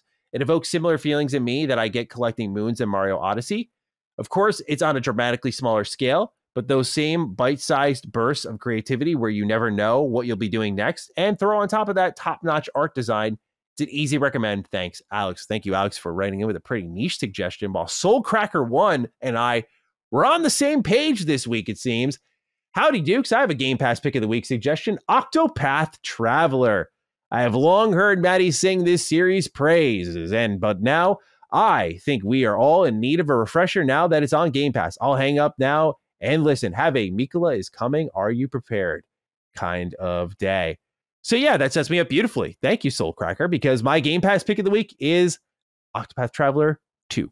I already did Octopath Traveler 1. If you haven't played that game and you're looking into Octopath Traveler 2, the worlds are connected.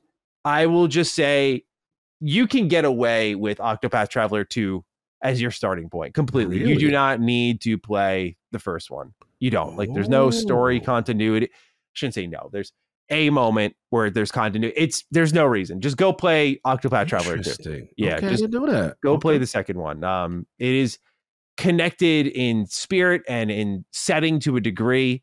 You can see like the technology and the world evolving, but like I don't think it's validating enough to justify go spend like 90 hours in Octopath Traveler 1 and then come over to 2. Just play 2. And if you like it a lot, you want more of it, then you have another one waiting there for you that's equally great in many ways. But yeah, Octopath Traveler 2, top 3 game of the year for me last year. Such a dramatic improvement on some of the things that Octopath Traveler 1 did. Like a lot of people said, like, hey, we want more storytelling, more character interaction between the party members. They did that.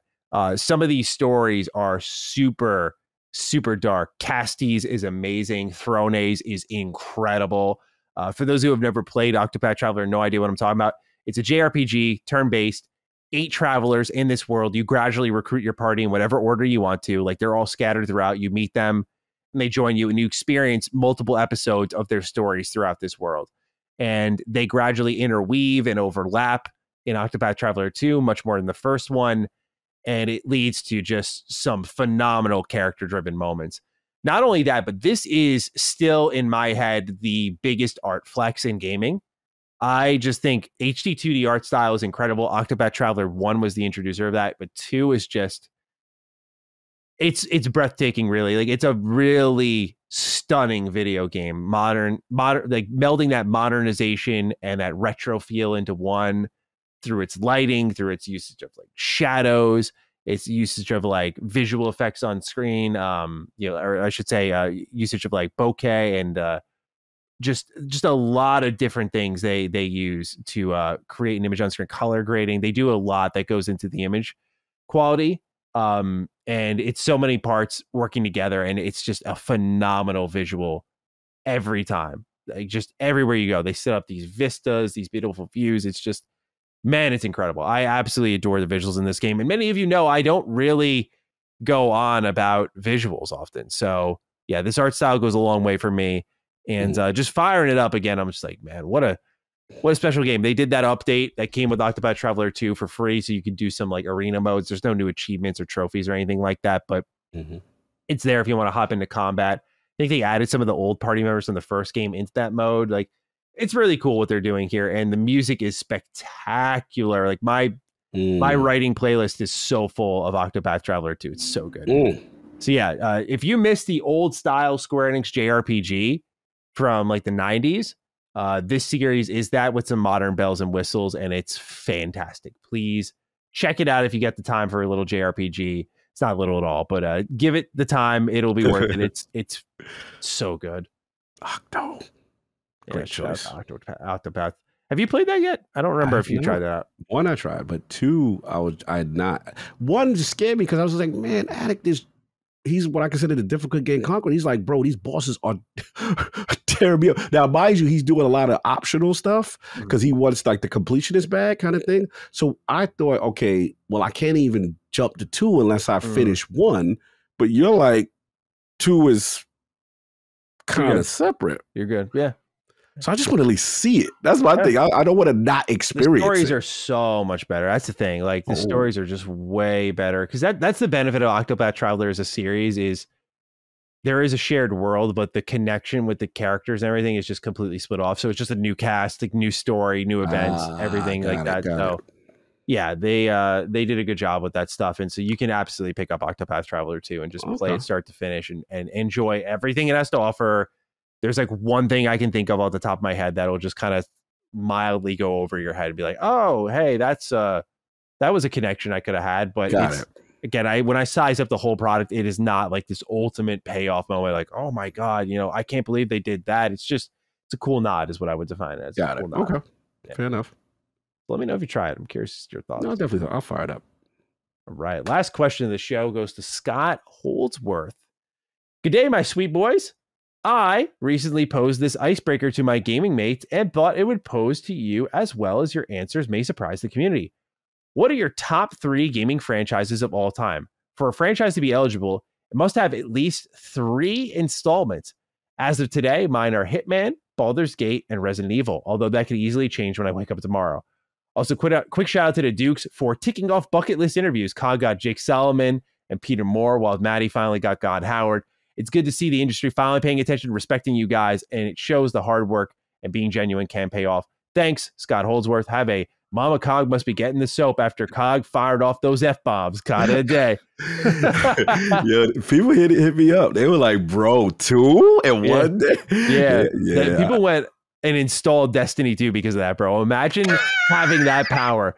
Dude, think of how many F-bombs I rip per episode, and you drop 2, and people were like, oh, I got to see what's going on over here. That's incredible, dude. That was like my favorite comment last week. I was so happy to see that. I was like, damn, that's some power, Cog Scott. Like, you have to time it perfectly. And that's what people know. Bro, I was just passionate. And it was one of those things. I was just feeling really good. And it's good to see that it had that effect.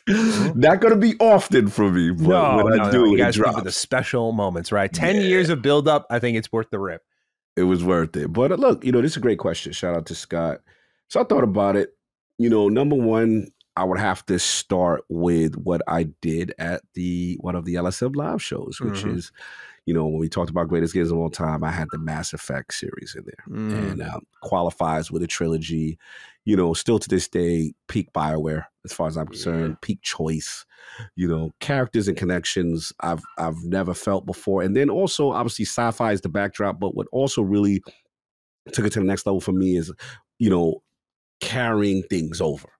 Having a game that has all these intricate choices and decisions and major story beats carrying over and having the world affected in some way really meant, and then making shepherd your own. So Mass Effect is a series I go to war with, I go to bat for. That's why I'm pulling for Dragon's Age so that I can get what I want. You're one of those. Okay. Yeah. So I have to be Team Dragon Age, Failguard. We're riding for this. But not just because I liked what I saw. Same. Yeah. So I get what you're saying, though. A lot of people are on your side of the boat. They're like, I like it, but I'm picking it up because I want my Mass Effect. And I respect the energy from people like that. They know what they want at the end of the day. Good for them. Absolutely. Shout out to Mark Dara. Shout out to BioWare. That's it. So that's number one. Number two should be no surprise. When it comes to multiple series, as a member of the fighting game community, you know what I'm saying? Like, there's nothing that gets my juices pumping than a Tekken game. As a result of it, I was competitive professionally back in my day. Now I follow the esports scene and what's going on. These kids are amazing, man. And I love to follow it. So Tekken 8 is complete renaissance, more than 3 games in the series that I considered GOAT. Tekken 8 right now may have the title. I would say Tekken 3, Tekken 5 would probably be peak Tekken in my, so 8, 3, 5, in any order. Anyone says that, I'm good. And honorable mention to that. So third one was tough because I had to think, and I was just like, all right. I was thinking of 2 franchises, obviously being an Xbox guy. There were 2 franchises that it came down to, that truly defined me. But I did have to, as much as I'm in my Gears renaissance right now, I did have to give it to Halo for what Halo has done for me. It peaked off my love of the console, it peaked off my love of first person and it peaked off my IT career. I wouldn't have been an IT network admin PC if it wasn't for Halo. Like, I needed to learn how to play 10 kids in the South Bronx in the same multiplayer match without the existence of Xbox Live, right? This is before World Xbox Live. So I'm like, okay, if I get a router and I get Ethernet cables, and you bring your Xbox over, and you bring these, and we made it happen. Shout out to King, shout out to Solve, and 10 kids, 4 riled up on almost each TV, putting them in separate rooms. Yo, don't look at my screen, bro. You know what I'm saying? And like Halo was a revolution in that respect. And then obviously the birth of Xbox Live, Halo 2. Me and Chris always bloviate about Halo 3, and we talk about it. That was one of his GOAT moments, the greatest game of all time and stuff at the LSM event. So Halo, and then also Halo fits perfectly because then it birthed my current favorite game, which is Destiny, right? Which is kind of that thing. And I just want to give, those are my 3, but I want to give an honorable mention. And shout out to Scott, who, XCOM, man. XCOM, man. If it wasn't for XCOM, shout out to the PlayStation 1, XCOM UFO Defense. I took a risk on a used game. The cover looked good.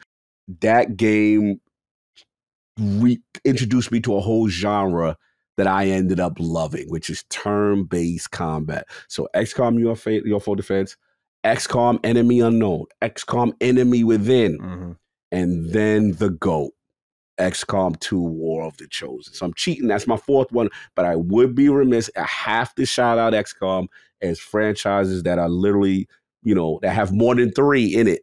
And they go, yeah, these are my games. So shout out to them. So what about you? You got to nail down 3 franchises for you, Matty. Yeah, one of them's obvious. Fallout, Of course. It's got to be Fallout. Just love them all. Top to bottom, gone on about ranking? That. Let's get deep with it. What's the ranking? Fallout's number 1. Yeah. All right. No. But for which Fallout? Remember, he had 3 in this series, right? They qualified going to Scott. Yeah. So rank your 3. Yeah. I'll Fallout 3 easily at number 1. Then New Vegas. Ooh. And then I would say Fallout 4 at number 3. I figured just go that way. Yeah. Okay. Yeah. Like they to me, it's just, that's the respect factor, right? It's like Fallout 3 is the GOAT because it would not have created everyone's beloved New Vegas if it did not exist, right? Whole tool set given to Obsidian. They made some greatness there. And then Fallout 4, I think it's just phenomenal. Like I really love going back to that game constantly. I have a ton of memories attached to it. It's given me like everything. So a lot of adoration for that entry. But yeah, Fallout in general, number 1 favorite gaming franchise easily. It's so funny because reading this, I'm like, oh damn, KOTOR doesn't have 3 entries, huh? Like, that's a shame. Persona. Yeah. Gotta be Persona. Just a huge influence on me as a person. And just, I think of big moments in my life and I was always playing Persona. So 5 Royal is my favorite in that series. That is the game that made me want to make games. Like it is so good. After that, I would say I go back and forth right now between 3 Reload and 4 Golden because they're 3 Reload's really good with its story. It's got the same 3 story that I love. Now it's got modern gameplay. I'd probably say 3 Reload and then 4 Golden. But 4 Golden's just, bro, there is no better vibe of a video game than 4 Golden. Like these characters are so funny, so great to be around. It's like watching just your own friends hanging out. Like the dialogue's incredible. The music is amazing. Persona speaks for itself. The style and flair it possesses, it gives so many artists envy out there. Like it's incredible what they do. So yeah, Persona is there. And then the third one is like tough because I have a lot of options. Like I was thinking Trails. I'm like,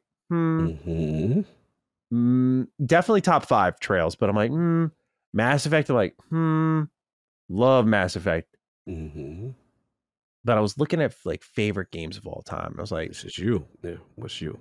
Sly Cooper is what I came up with. Oh, that makes sense. That's all brand. Yeah. I was like, man, like anything Sly Cooper I play and have played many times in my life. Like all of the Sly series 1 through 4 have been replayed constantly. I'm working on the Platinum Trophy for Thievius Raccoonus, the PS2 port right now. I have the Platinum for all the other Sly games. I'm just like, dude, this is just such an incredible series. It's such a shame that it's dead right now because we talked about it, I think, during Summon Sign, how like it would be really cool to see PlayStation. Like Nintendo did this with Cadence of Hyrule, where they like gave this indie team the ability to make this kind of rhythm-based Zelda game. And I'm like, PlayStation doing something kind of indie focused with they're known IP that are abandoned that aren't going to get touched forever, like Jack and Daxter, Ratchet and Clank less so, and definitely Sly Cooper would be amazing. But yeah, Sly Cooper's melding of like 3D platforming and style and witty ass writing, like some of the best writing in gaming, and surprisingly tragic story and humor. It's a hilarious series. It's just I love Sly Cooper so much. So yeah, that's easily a top 3 series for me. I just go back to these games so often. I think about them so often. And honestly, as someone who loves to steal stuff in video games, Sly Cooper just scratches a really strange itch for me. Like one of the first reasons I love Dishonored, for example, I was like, kleptomaniac bug is there. The fever is there. Like I want to steal some items, get some money and buy some upgrades. And so Sly Cooper is like the antithesis of that. Like in Sly 2, get these like treasures that you'll find, trade them in for gold, get good character upgrades with them. So yeah, dude, it's just love Sly Cooper. So yeah, those are my top 3 honorable mentions, being Trails and Mass Effect. Those are ones that are hanging on the edge that, as our write-in said here, Scott, could be, I wake up tomorrow, I'm like, I like Trails a little bit more than Sly Cooper nowadays, or I like Trails more than Persona. Like, I don't know. I look at it based on like, what did these series do for me versus what do I enjoy? It's like, I think I enjoy Trails more nowadays. I think I do prefer Trails more, but Persona's done so much for me as a human. Yeah. It's like, that's a pretty insurmountable emotion. And so you just gotta give it its kudos, gotta give it its flowers, right? So absolutely.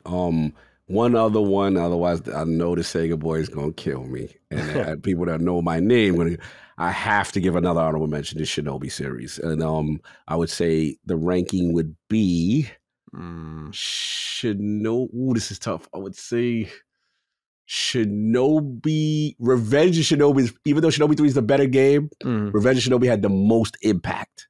And I know I could tell my boy Nama Omar, a couple of Sega fans, like, I can't believe you Shinobi 3 is so far better. But when Revenge of Shinobi came out and all the characters, they had Spider-Man and Batman and they had Terminator. Like they were doing something crazy. That was a crazy Genesis port.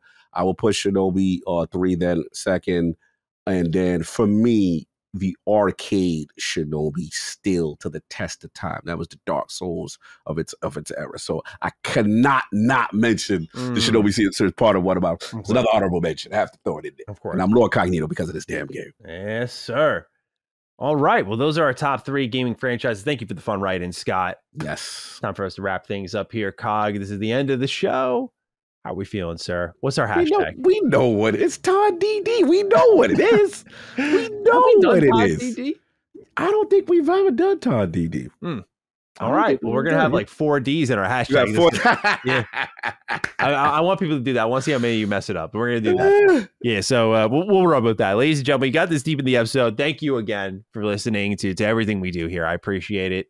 Cog appreciates it. We can't do this without you. So if you got this far, you want to let us know.